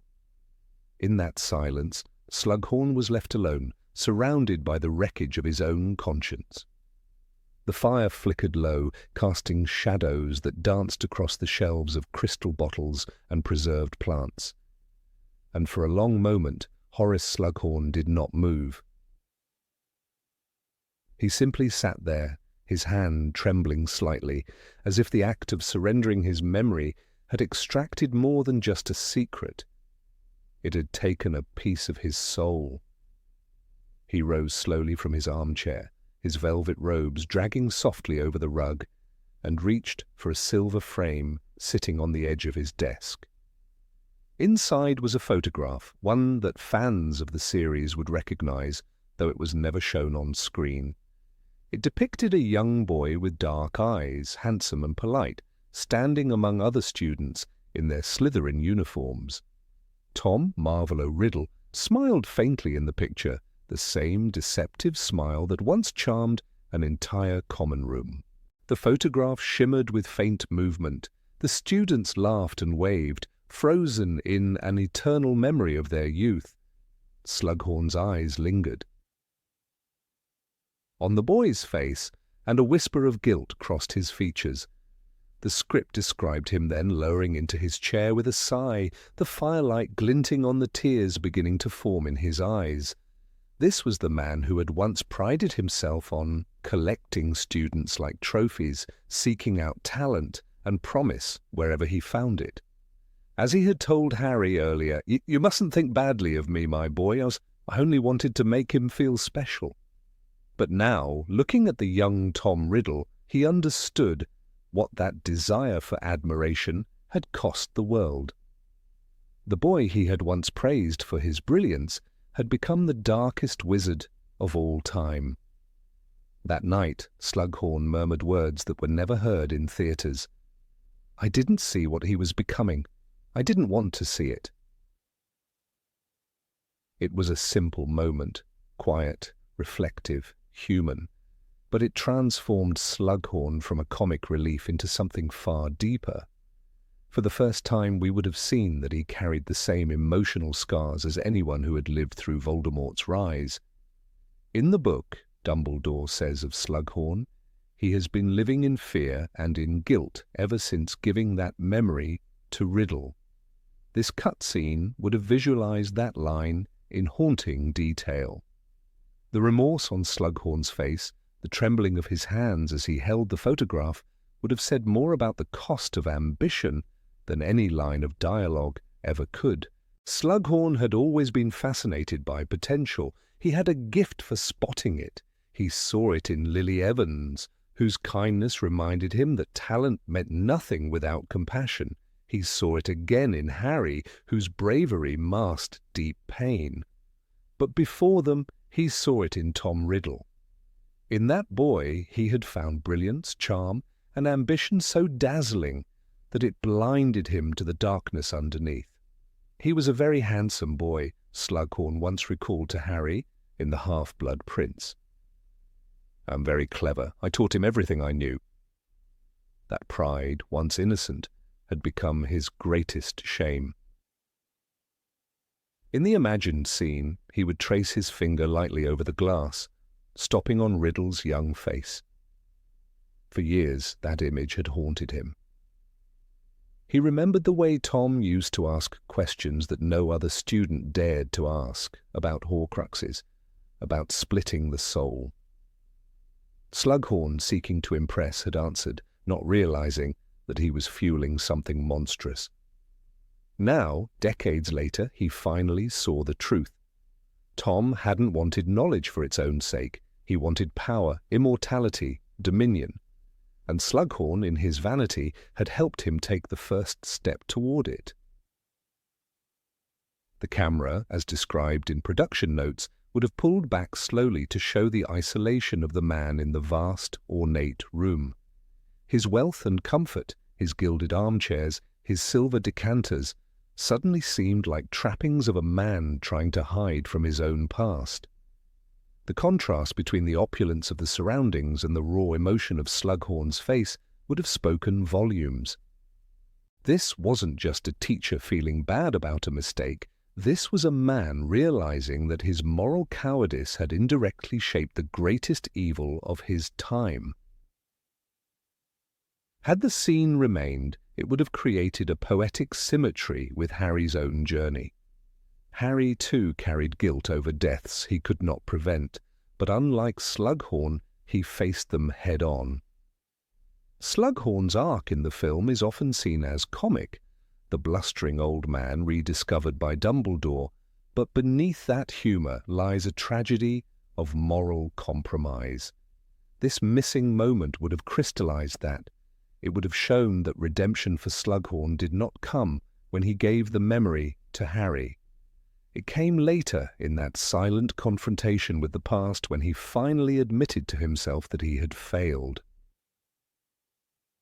Viewers might recall the moment earlier in the book when Dumbledore speaks gently of him. Horace is a good teacher, but he likes his comfort. He is perhaps a little too fond of the talented. Those words, when juxtaposed with this deleted scene, would gain new meaning. We would see the man who had spent decades hiding behind his geniality, his love of fine wine and exclusive parties, suddenly stripped of his defences. His students had been his pride and joy, but one of them had become his eternal burden. There's something profoundly Shakespearean in that vision, a man destroyed not by malice but by vanity. Horace Slughorn was not a villain. He was an enabler. In a world where moral clarity is rare, he represented a quieter kind of failure, the failure to act, the failure to see, the failure to question one's own motives. The photograph of Tom Riddle became a mirror reflecting the price of that blindness. The boy's face in the image would smile endlessly, unaware of the future, while Slughorn's expression would grow heavier, his eyes filled with the weight of knowledge. In Rowling's universe, guilt and redemption are recurring themes. Severus Snape's remorse defined his life. Regulus Black's guilt led to his death. Slughorn, in his own way, belonged to the same lineage of flawed men seeking atonement. But unlike Snape's dramatic sacrifice, Slughorn's redemption was quiet and internal. That is why this cut scene mattered. It gave him humanity. It reminded viewers that the war against Voldemort wasn't fought only by heroes. It was also fought inside the hearts of those who had once turned away. There's a line in the book that echoes here with chilling relevance.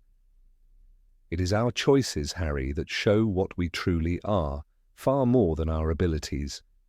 Dumbledore's wisdom applies painfully well to Slughorn. His choice to impress a gifted student led to horror. His choice to hide that memory prolonged suffering. But his final choice, to face his shame and share the truth, was what saved him. The deleted scene would have given us that visual resolution, the slow, deliberate acknowledgement of guilt that marks the first step toward forgiveness. Imagine, for a moment, the symbolism, the fire burning low in the grate, its light fading, the warmth of pride extinguished, replaced by the cold honesty of regret. The photograph in his hand, a relic of innocence long gone, the echo of laughter from the image, faintly audible through the silence as if mocking him. It's not just nostalgia, it's punishment. Slughorn's luxury, his comfort, his charm, all became tools to numb that pain. And in that moment of solitude, stripped of pretense, he was nothing more than an old man facing the ghost of a boy he once admired. That image would have lingered with the audience long after the credits rolled. It would have reframed every earlier scene with Slughorn, the way he avoided eye contact when Voldemort's name was mentioned, the tremor in his voice when he spoke of that memory. It would no longer seem merely fear of Dumbledore's disapproval or of Voldemort's wrath. It would be the fear of himself, of what he had unleashed. The viewer would understand that beneath the jovial facade was a heart broken by its own complicity.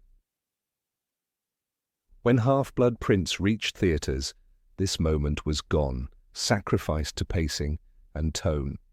Yet for those who read the screenplay drafts or heard the accounts of the filming, it remains one of the great lost emotional beats of the series. It would have transformed Slughorn into a tragic figure rather than a supporting one, a man whose guilt became his prison until Harry offered him release. And in that release, there was something profoundly moving, the recognition that even those who err can contribute to redemption. The world of Harry Potter is filled with magic, but its greatest power lies not in spells, but in emotion, the unseen forces that bind and break people. Slughorn's missing reflection captured that truth perfectly. It was not about wands or potions, but about memory, guilt, and the long road to forgiveness. As he sat there in that quiet room, the fire fading to embers, the photograph slipping slightly from his grasp, Horace Slughorn finally became what he had never managed to be before, honest with himself, with his past, and with the boy he had once failed to save. Number 22, Hermione by the window. Hermione stood alone by the window of the Hogwarts library, the air heavy with silence. The night had given way to the first hints of dawn, pale streaks of light creeping across the darkened sky, as though the world itself was unsure whether it should wake. Below, the castle was still. The towers and courtyards were ghostly, frozen in the aftermath of loss. Somewhere in the great hall, teachers and students whispered in disbelief, their voices swallowed by the walls. Albus Dumbledore was gone, and Hogwarts, once the safest place in the wizarding world, felt unbearably hollow. In her hands, Hermione held a book. Its worn leather cover was soft beneath her fingers, and the golden letters on the spine had nearly faded with age. The title, Magical Theories of Ancient Prophecy, gleamed faintly when it caught the dawn. Dumbledore had given it to her at the start of the year. She remembered the moment vividly, the way he had smiled as he handed it to her, his blue eyes twinkling behind the half-moon glasses. "You'll find," he had said with that patient warmth, "that even the most brilliant minds often learn from silence." She hadn't understood what he meant then. Now, in this unbearable quiet, she did. The film that audiences saw ended differently. After Dumbledore's fall from the astronomy tower, Harry, Hermione, and Ron stood together looking over the dark lake as the phoenix's song faded into the mist. But the script once included another moment, one that was never filmed. A quiet scene meant to show what grief looks like when words no longer help. Hermione would have been alone in this sequence, standing by the library window, her reflection shimmering faintly in the glass. Behind her, rows of books stretched endlessly, like silent witnesses to everything that had been lost. In that unseen moment, she would have opened the book and found something unexpected. On the margin of the final page, written in Dumbledore's familiar elegant script, was a short note. "Never stop seeking answers, even when they cannot be found." The words trembled faintly in the candlelight. It wasn't a spell or a secret message. It was guidance, Dumbledore's final lesson to the girl who had always sought truth above all else. Hermione's hands would have trembled slightly as she traced the ink with her thumb. She had always believed that knowledge could save them, that there was a solution hidden somewhere in the logic of magic, if only she read enough, studied enough, worked hard enough. But in that moment, she realized that some questions were meant to remain unanswered. The headmaster's death had shown her that wisdom was not always about knowing.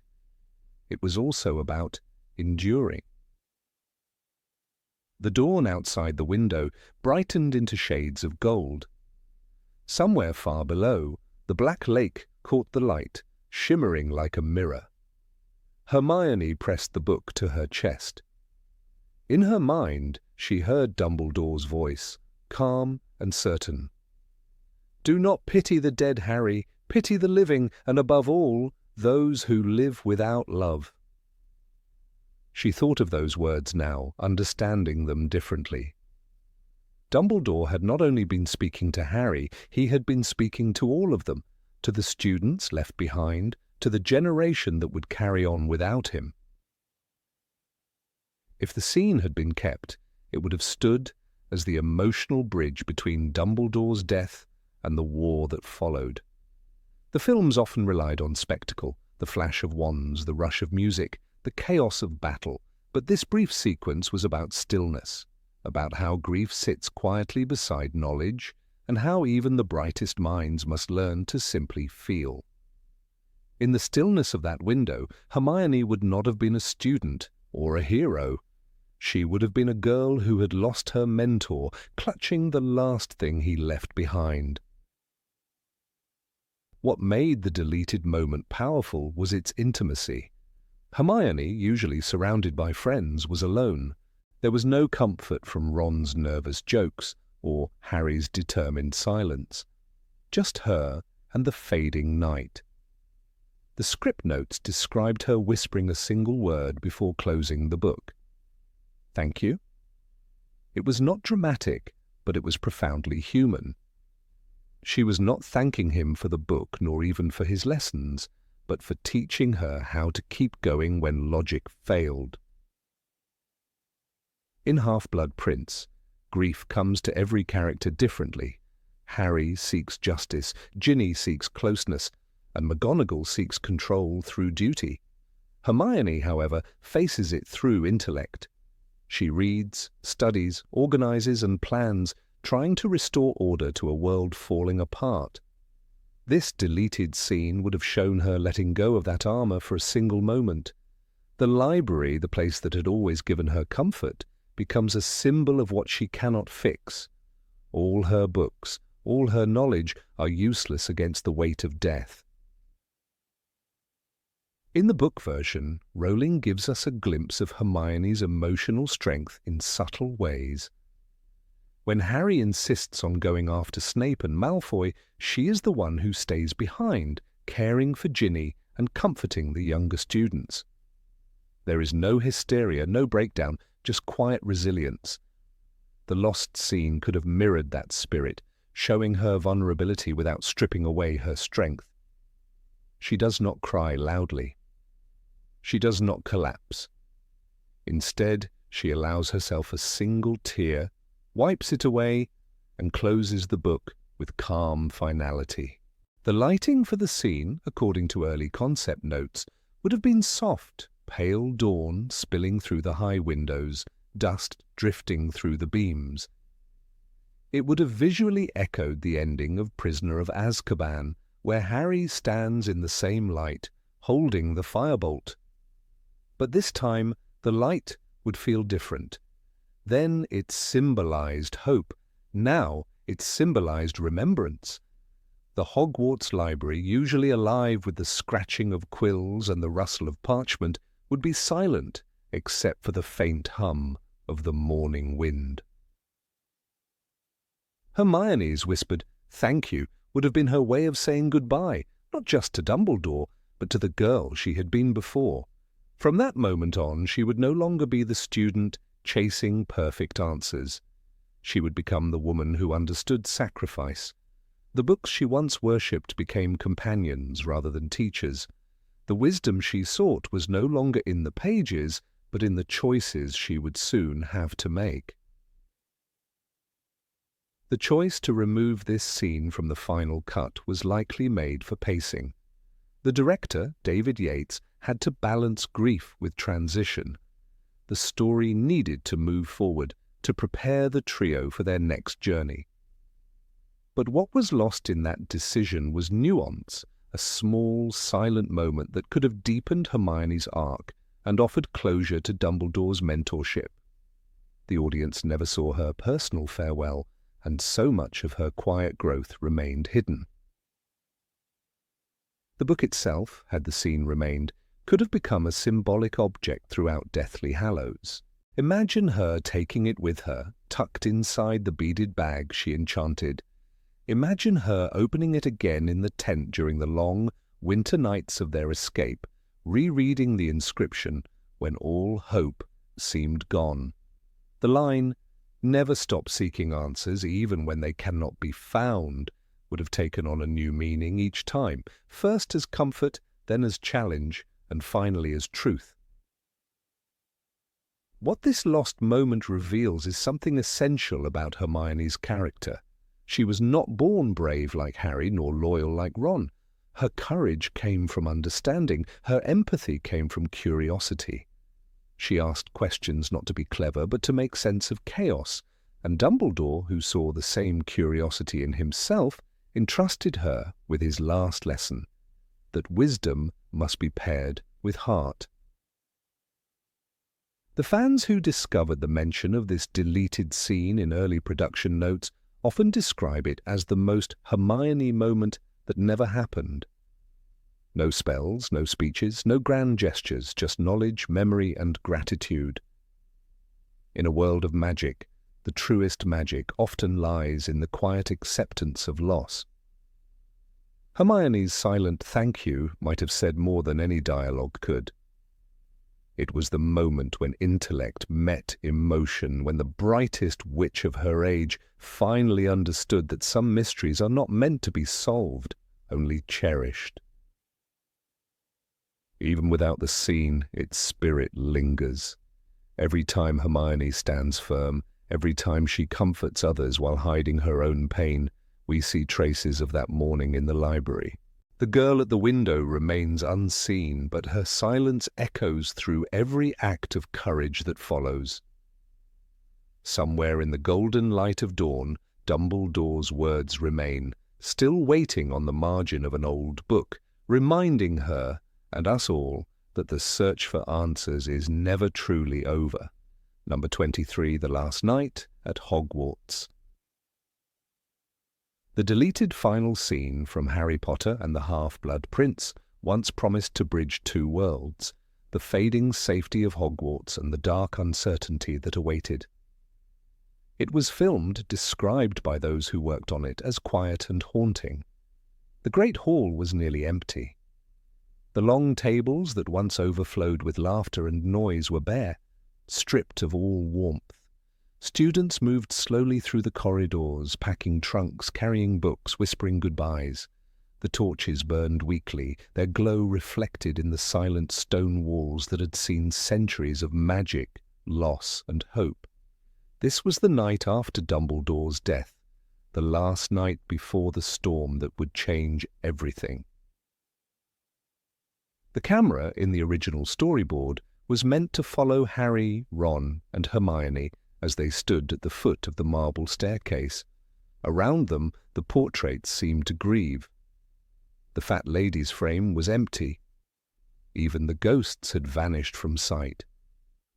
The painting of Albus Dumbledore, newly placed on the wall of the headmaster's office, was blank, an echo of absence, a symbol of a mentor gone beyond reach. The silence in this scene was not the silence of peace, but of suspended breath. It was the stillness that exists between grief and purpose. The scene, according to crew members, was one of the most emotionally subtle moments ever filmed for the franchise, but it was cut before the movie's release.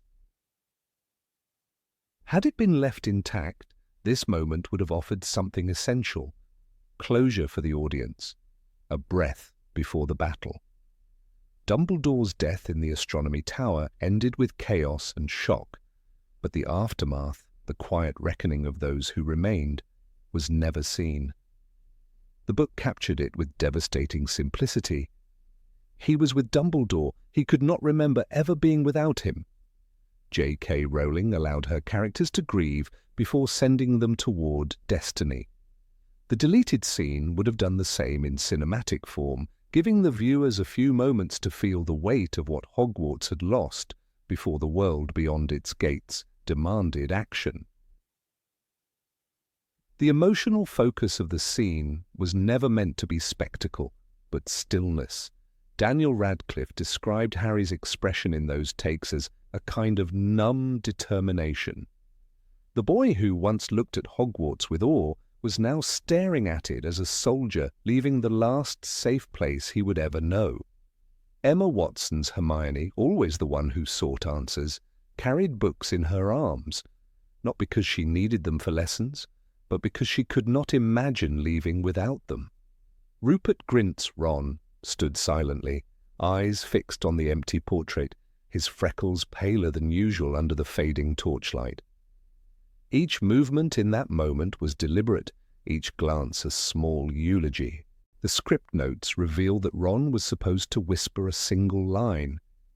He always said Hogwarts was home for everyone. It was not a line from the books, but it captured Dumbledore's spirit perfectly. A man who had turned a school into sanctuary. That whisper, meant to be almost lost in the echoing hall, would have connected directly to the book's final chapters, where Harry calls Hogwarts the place where everything began. When Ron said it, Harry was meant to look up at the blank portrait and answer simply, "Then we'll come back." No music, no tears, only a faint flicker of belief. That brief exchange would have carried the weight of 6 films, the promise that even in loss, hope would survive. Visually, the sequence was crafted to reflect the changing tone of the series. Early films were drenched in colour, gold light, green lawns, bustling feasts. This scene, in contrast, was designed in muted greys and silvers. The sky outside the window was heavy with clouds, and yet the horizon glowed faintly as if dawn was waiting. The cinematographer Bruno Delbonnel, known for his ability to turn melancholy into beauty, described his lighting plan for the scene as twilight that refuses to die. Every shadow on the walls represented something fading: childhood, innocence, certainty. But within that gloom there was a small flame, the faith that they would return, that Hogwarts would stand again. It is strange that such a moment was removed. Many believe it was sacrificed for pacing, to end the film on Dumbledore's funeral-like sequence instead. Yet, what was lost was the transition, the bridge between mourning and resolve. Without it, the jump from Half-Blood Prince to Deathly Hallows feels abrupt. The characters go from heartbreak to battle without showing how they crossed the emotional distance between. In literature, Rowling allowed that transformation to breathe. The movie version denied the audience that final, quiet exhale before the darkness. There is also symbolic depth in the idea of the empty portrait. In the lore of the wizarding world, portraits of the dead retain fragments of their subjects' minds, echoes of their wisdom. When Dumbledore's frame remains blank, it means that even his shadow has not yet settled. The magic has not caught up to the loss. It is a rare cinematic metaphor, one that visually translates grief as absence rather than expression. The emptiness on the canvas becomes an unspoken truth. Not all guidance can be replaced. This is the moment Harry realizes he must step forward without a mentor, without safety nets, and that realization marks the true end of his childhood. In the book, Dumbledore's portrait appears immediately after his death, but in this cinematic version, delaying it gives his absence more power. It reminds the audience that the soul does not instantly find peace, that even in the world of magic, mourning takes time. The stone walls, the extinguished candles, the fading light, all of it formed a visual requiem. The audience, had they seen it, would have felt the slow passage from sorrow to courage, the subtle shift that defines maturity. It was not meant to make viewers cry. It was meant to make them still. Behind the scenes, the crew described filming that night as surreal. The set of the Great Hall, normally filled with extras and noise, was nearly deserted. The actors walked through corridors that had been stripped of banners and props. The usual hum of energy was replaced by the quiet echo of footsteps. Even off camera, that emptiness was felt. It was like saying goodbye to something that raised us, one set designer recalled.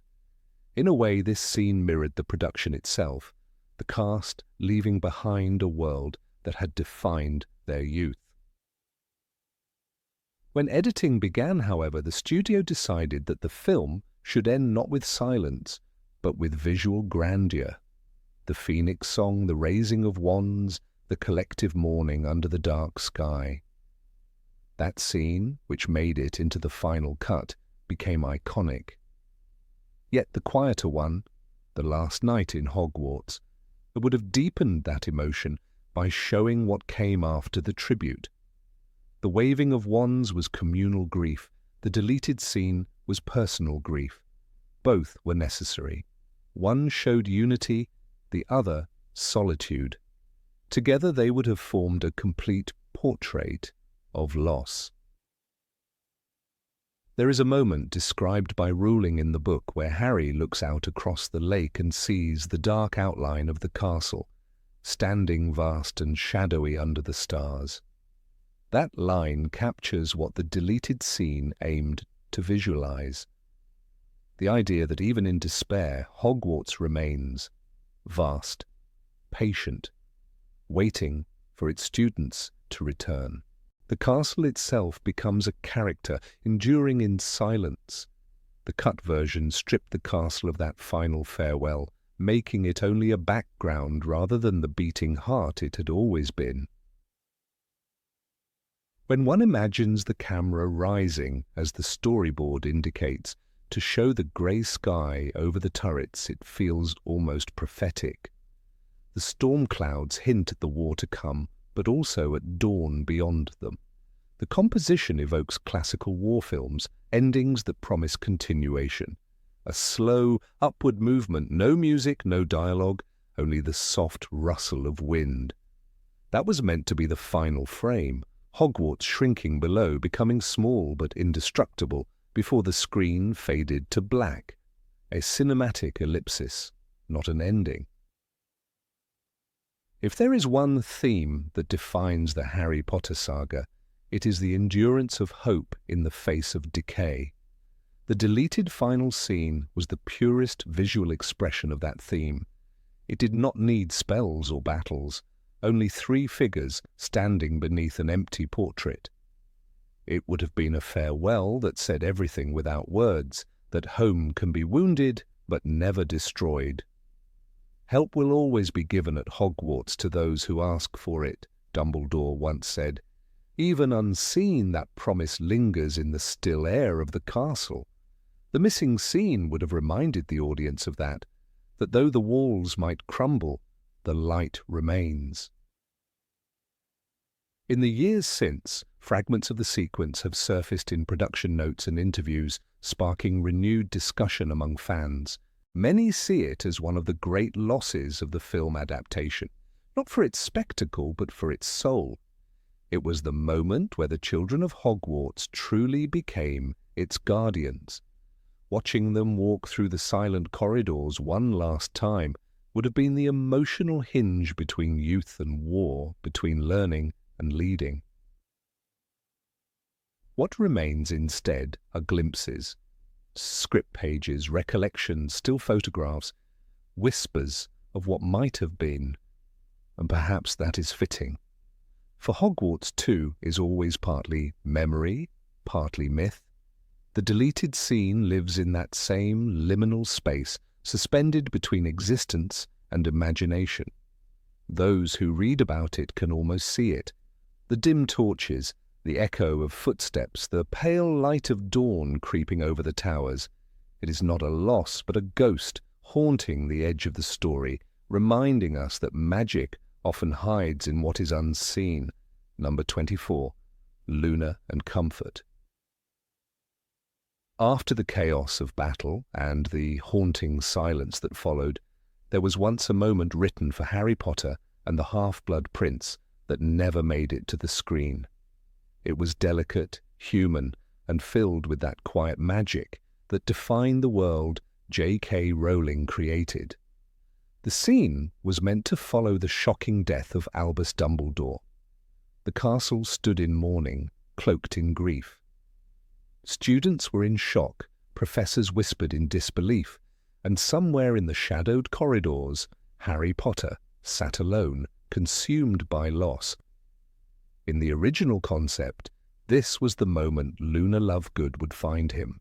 What unfolded next, according to early drafts and interviews, was one of the most emotionally intelligent interactions of the entire saga, a missing piece that could have altered the emotional rhythm of the film entirely. In the published books, Luna's ability to perceive death not as an end but as a transformation had already been firmly established. She saw Thestrals because she had witnessed her mother's death. She spoke of it with a serene acceptance that others found unsettling. Rowling once wrote, "You think the dead we loved ever truly leave us?" A line that could have easily framed this deleted exchange. The tone was meant to bridge Harry's despair and Luna's quiet wisdom. After losing Sirius, after losing Dumbledore, Harry was spiraling toward a darker understanding of mortality.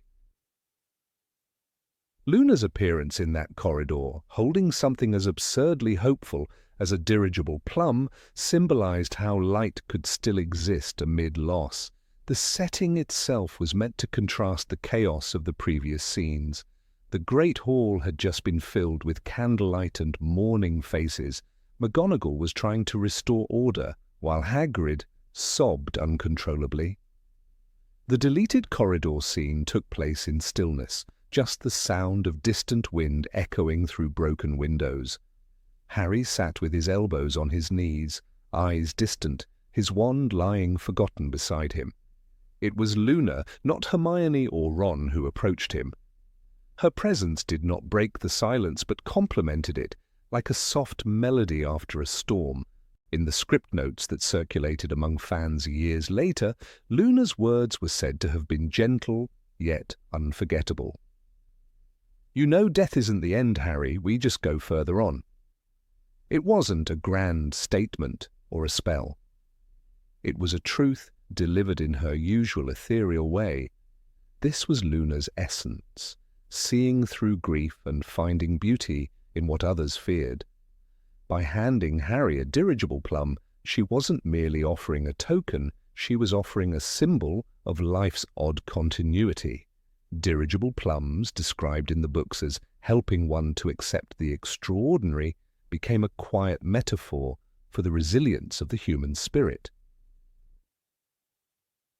Ivana Lynch, who portrayed Luna, once mentioned that she always believed Luna understood Harry more deeply than most.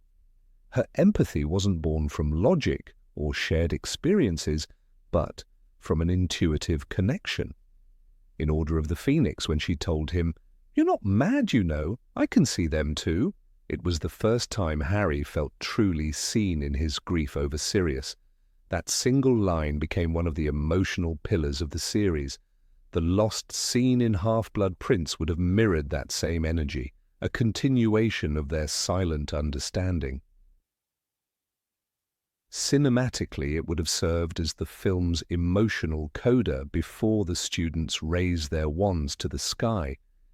Instead of cutting directly from Dumbledore's death to the collective mourning, we would have lingered for a moment with two characters who represented opposite poles of loss. Harry, the scarred and weary hero, and Luna, the gentle dreamer who refused to be crushed by pain. The contrast was powerful. Where others grieved with despair, Luna offered grace.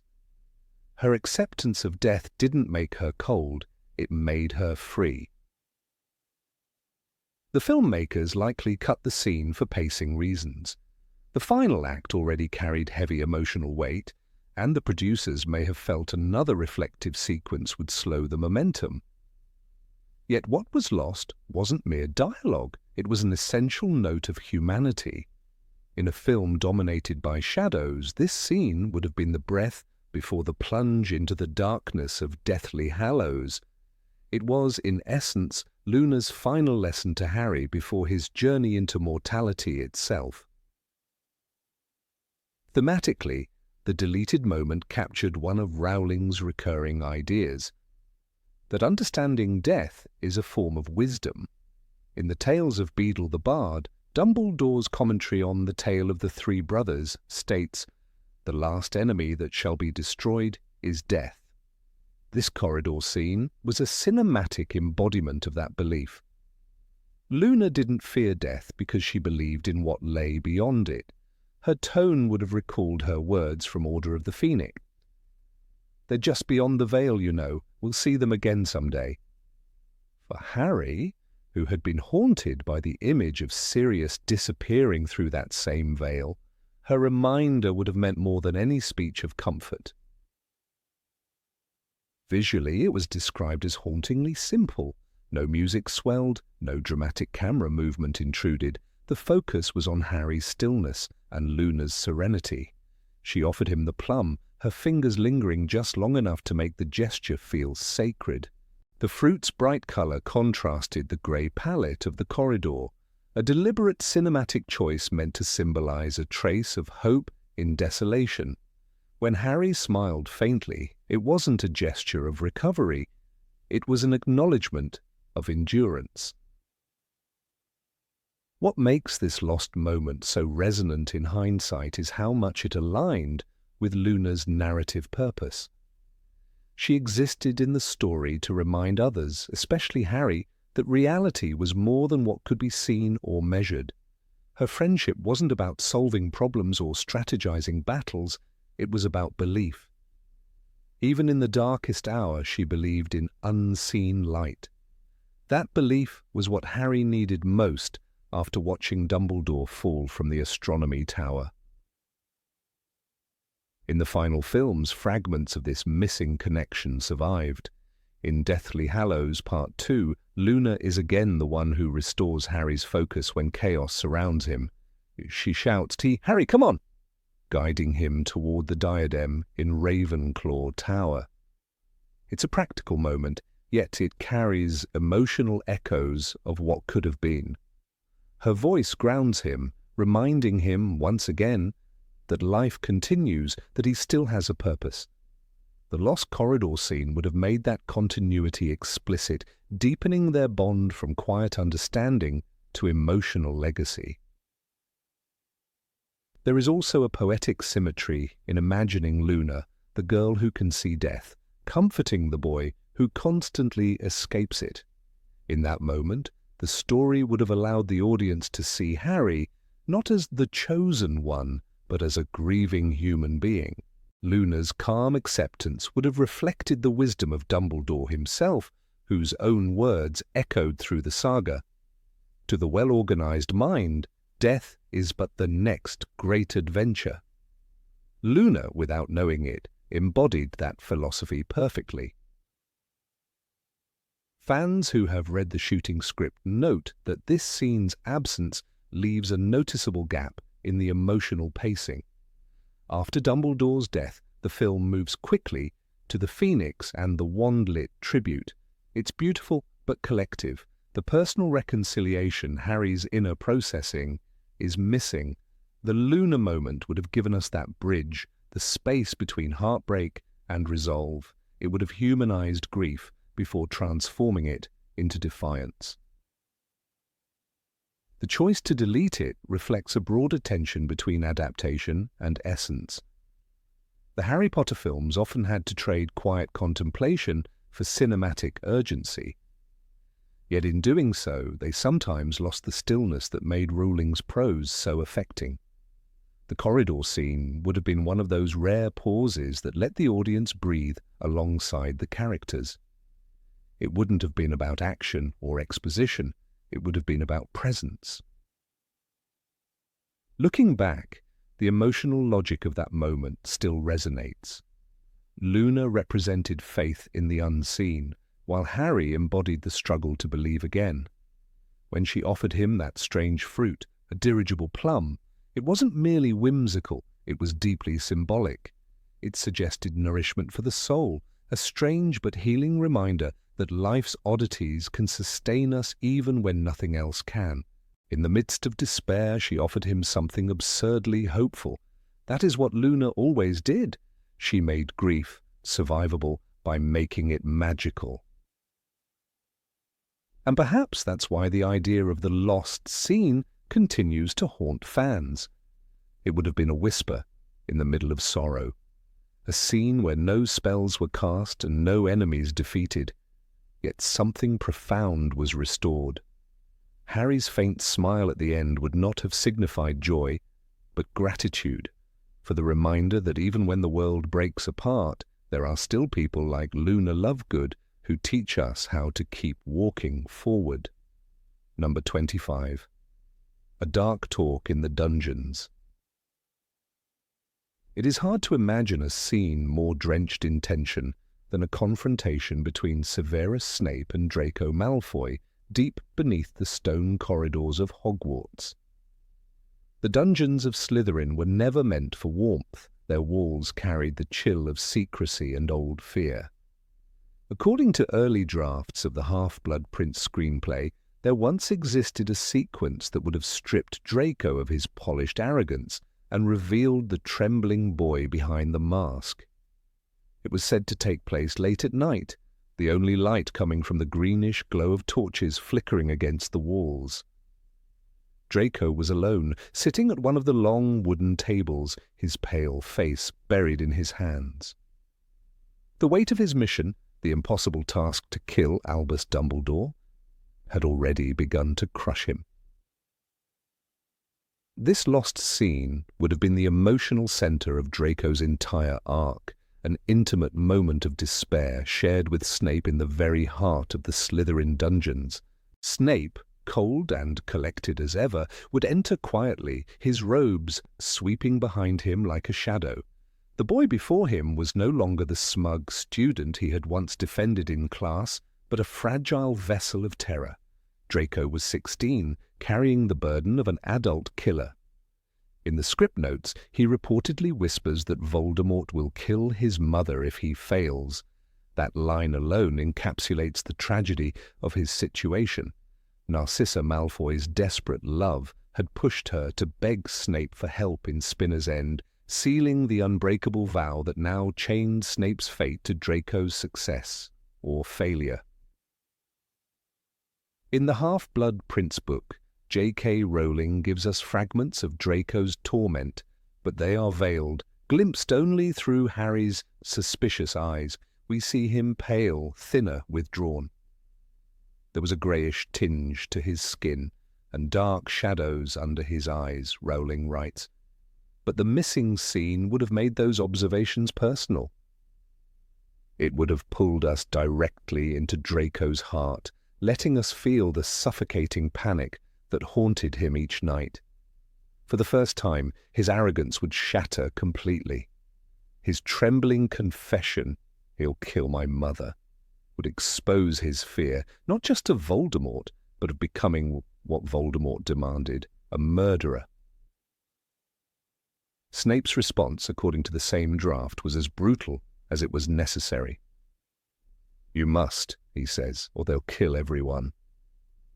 Those words turn the dungeon into a moral battlefield. Snape, ever the enigma, seems heartless in that instant.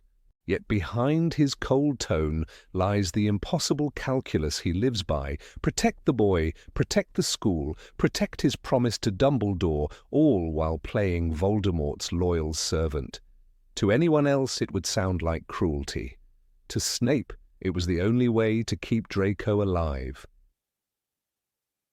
This interaction, had it remained in the final cut, would have revealed the deep psychological symmetry between these two characters. Both were bound by oaths that stripped them of freedom. Draco's mission was imposed by Voldemort, and Snape's by the unbreakable vow. Each was performing under the shadow of death. In a sense, they were mirror images, one a child thrust too early into darkness, the other an adult who had lived there too long. The missing dungeon scene would have illuminated how fear, loyalty, and guilt intertwined them long before the fateful night atop the astronomy tower. Cinematically, this exchange would have changed the tone of the Half-Blood Prince. The film version often leans toward mystery and teenage tension, leaving the darker undercurrents for the finale. But this deleted moment would have anchored the story in raw emotion. We would have seen Draco not as a villain, but as a boy cornered by forces too great for him. Even his cruelest actions later, the attempt to curse Dumbledore, the collapse in the bathroom, would have carried a deeper, more tragic resonance. The audience would have known that every spell he cast was driven by desperation, not conviction. In Rowling's text, there are clues that point to this same despair. When Harry overhears Draco crying in the bathroom, she writes that he was not the triumphant, sneering boy Harry had known for 6 years, but someone who was terrified and alone. That vulnerability, rare for a Slytherin, is what makes Draco's story so painfully human. The cut dungeon conversation would have expanded on that vulnerability. showing the exact moment when the weight of the task becomes unbearable. The torches, the silence, Snape's piercing gaze, it would all serve to capture the claustrophobia of a young man trapped between obedience and conscience. The filmmakers, however, chose to withhold that emotional explosion. Perhaps it was to maintain suspense, to keep viewers guessing about Draco's true allegiance and Snape's intentions. By keeping the scene in the shadows, they allowed both characters to remain enigmatic until the final act. Yet something essential was lost in that choice. Without the dungeon exchange, Snape's later mercy toward Draco, protecting him during the Battle of the Astronomy Tower, appears purely strategic. With it, it would have been deeply human. In the Warner Brothers archives, production notes suggest that this sequence was storyboarded but never filmed. Concept art reportedly showed Draco slumped at a Slytherin table, candlelight flickering across his pale hair, and Snape standing in the doorway, half lit, half in darkness. The mood was oppressive, nearly funereal. It was the emotional prelude to Dumbledore's death. It is easy to imagine the echo of Snape's voice filling the stone chamber, the weight of inevitability pressing on both characters. From a narrative perspective, this missing moment also reinforces one of Rowling's most powerful themes, the loss of innocence under tyranny. Draco's journey in The Half-Blood Prince is not about ambition, but about survival. He begins the book seeking prestige, bragging about his secret mission. But as time passes, the glamour fades. The task becomes horror. This scene would have made that transition explicit. His whispered fear for his mother transforms the abstract terror of Voldemort into something intimate and relatable. It is no longer about ideology or power. It is about a boy trying to save the person he loves most. Snape's stoic presence would have acted as both mentor and judge. Unlike Dumbledore's compassion or Voldemort's cruelty, Snape's version of guidance is born of grim experience. He knows what it means to serve darkness, to live under constant suspicion, to pretend obedience while plotting survival. His cold words to Draco are not devoid of empathy. They are laced with it, disguised beneath necessity. Rowling once wrote that Snape's defining trait was his ability to keep secrets that would destroy most men. This scene would have shown that secret compassion flickering for just a moment before vanishing back into the shadows. Had the scene made it into the film, it might have shifted how audiences viewed Draco in the following installments. By Deathly Hallows, he is often portrayed as uncertain and hesitant, but viewers rarely see the root of that hesitation. The lost dungeon moment would have provided it. It would have reminded us that his soul was already cracking long before the final battle. The trembling boy whispering about his mother's safety is the same man who later lowers his wand in Malfoy Manor, unable to identify Harry to the Death Eaters. His humanity was fragile, but it survived. Even the setting itself, the dungeons, serves as a metaphor in this context. Slytherin's common room, with its greenish light and underwater windows, is a place of quiet suffocation. The air feels heavy, and the sense of isolation mirrors Draco's internal struggle. This was not a place of safety, but of silent judgment. The contrast between the flickering light and the encroaching darkness would have visually embodied his conflict. He sits in the cold, burdened by a secret he cannot confess. When Snape enters, it is like the embodiment of that darkness taking shape before him, a man who knows exactly what that prison feels like. The tragedy of this missing moment is that it might have given us one of the most human scenes in the entire series. The boy who feared becoming a killer and the man forced to help him do it, bound by oaths neither wanted, both playing parts in a deadly play orchestrated by Voldemort. When we later see Snape kill Dumbledore, the shock might have been even deeper. We would have remembered this earlier conversation, realizing that every action on that tower had been preordained by the vow spoken in Spinner's End and the words exchanged in the dungeon. The archives at Warner Brothers reportedly still hold fragments of this lost sequence, pages from the script, marginal notes about camera angles, lighting and tone. Fans who have read snippets say it carried a rare stillness, a tension made of whispers and silence. It is one of those cinematic ghosts, a scene that never was, yet lingers in the imagination as if it had been filmed. And perhaps that is fitting. For both Snape and Draco, silence was their true language. Ultimately, this deleted moment reminds us of what makes the Half-Blood Prince so different from the earlier stories. It is not about heroism or victory, it is about endurance in the face of despair. The fear in Draco's whispered plea, the measured cruelty in Snape's reply, they belong to a world where choices are poisoned, and every act of survival demands a sacrifice. Had the filmmakers shown it, audiences might have seen Draco Malfoy not as an antagonist, but as a tragic echo of the very man who tried to save him.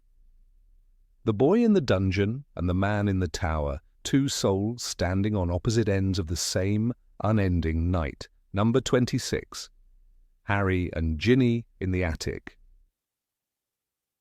In The Half-Blood Prince, a film built on the fragile balance between youth and darkness, there existed a quiet scene that never reached the screen. Hidden in the drafts of the shooting script was an intimate moment between Harry Potter and Ginny Weasley. Not the fiery kiss in the room of requirement, not the thrill of stolen affection amid chaos, but a soft reflection set in the dusty attic of the burrow. It was to follow their first real connection, a pause in time when love met legacy. The attic of the burrow, filled with forgotten objects and half-spun memories, would have shown Harry confronting something that the entire sixth story hints at: the shadow of his father and the inevitability of becoming more than just the boy who lived. In this missing scene, Harry was meant to find an old broom belonging to James Potter. The prop team had even designed a faded Clean Sweep 7, the same model James had flown as a student before he could afford a Nimbus. It was scratched, dull, and held together by spellwork that had lost its strength. Harry was to lift it carefully, as though holding a relic, and whisper that uncertain question. He flew too, didn't he? Ginny's answer, "Every Potter knows how to fall and rise again," would have turned the moment into something greater than a romantic interlude. It was an echo of legacy, resilience, and the endless cycle of courage that defined the Potter name. The attic setting carried symbolic weight that the main cut of the film lacked. Throughout The Half-Blood Prince, Harry is torn between two worlds: the normalcy of teenage affection and the haunting prophecy that makes him the chosen one. Director David Yates filled the film with colour and warmth, yet beneath it all was a loneliness that came from being Harry Potter. The attic scene would have bridged that emotional gap. Surrounded by old trunks and moth-eaten robes, Harry could have stood between past and present, realizing that love did not erase loss, but gave it meaning. Ginny, often relegated to the background in the films, would have become his mirror, a reminder that life went on even after grief. In J.K. Rowling's novels, these quiet moments define Harry more than any battle. There is a line in The Order of the Phoenix where he tells Sirius, "I just feel so angry all the time." That anger came from never truly understanding the people he lost.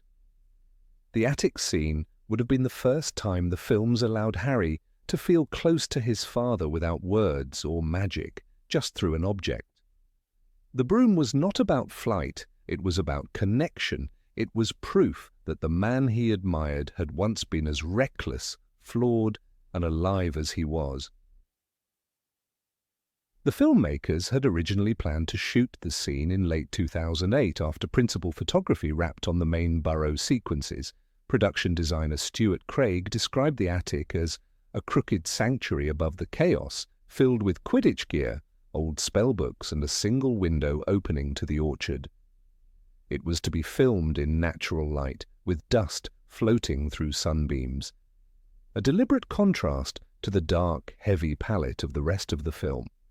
There would have been no music, only the faint sound of the wind outside and Ginny's quiet presence behind Harry. It was not a love scene, but a human one. The irony, of course, lies in the director's reasoning for cutting it. David Yates reportedly said, "There's already a lot of romance in this film. We don't want to slow down the story. But the essence of The Half-Blood Prince is precisely about slowing down, and about the last summer before war consumes everything.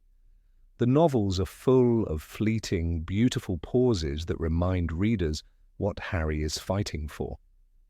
Rowling herself wrote in The Half-Blood Prince, "It was, he thought, the difference between being dragged into the arena to face a battle to the death and walking into the arena with your head held high.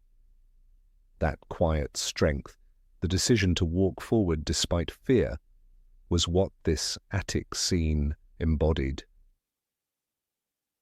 When Harry touched that broom, the audience would have seen the generational thread binding the Potters.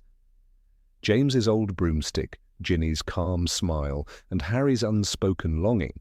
It was a trinity of past, present, and future. The films often struggle to show Harry's internal world, but this one detail could have spoken volumes. It was an inheritance not of wealth or fame, but of endurance. Every fall, every loss, every rise, they were all part of being a Potter. Ginny's line, though simple, held a truth that could have become one of the film's defining quotes. Fans who discovered this deleted moment years later in interviews and leaked script pages often expressed frustration that it never appeared on screen.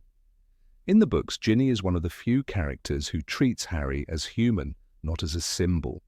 Her remark about Potters falling and rising again reflects not only Harry's resilience, but her own. She too had fallen, into Tom Riddle's diary, into darkness, and had risen stronger. In that attic, she was not the damsel or the love interest, she was the equal, reminding Harry that survival runs in their blood. The attic itself could have served as a silent premonition of what was to come. It foreshadowed the many moments in the Deathly Hallows when Harry would once again face ghosts of the past, holding his father's cloak, seeing his parents in the resurrection stone, or walking into the forest to meet death. The attic would have been his first conscious reconciliation with that heritage, a rehearsal for the courage he would later need. When Ginny says that every Potter knows how to fall and rise, she unknowingly speaks the prophecy's emotional truth. The scene would have also deepened the texture of the Half-Blood Prince as a narrative about remembrance. Dumbledore constantly reminds Harry of the importance of memory, showing him Tom Riddle's past to reveal patterns that shape the present. The attic moment would have mirrored that lesson in miniature. Instead of using a pensive, Harry would have used a relic, the broom, to remember his father's humanity. It was a way of saying that history is not just learned from others, but felt in the things they leave behind.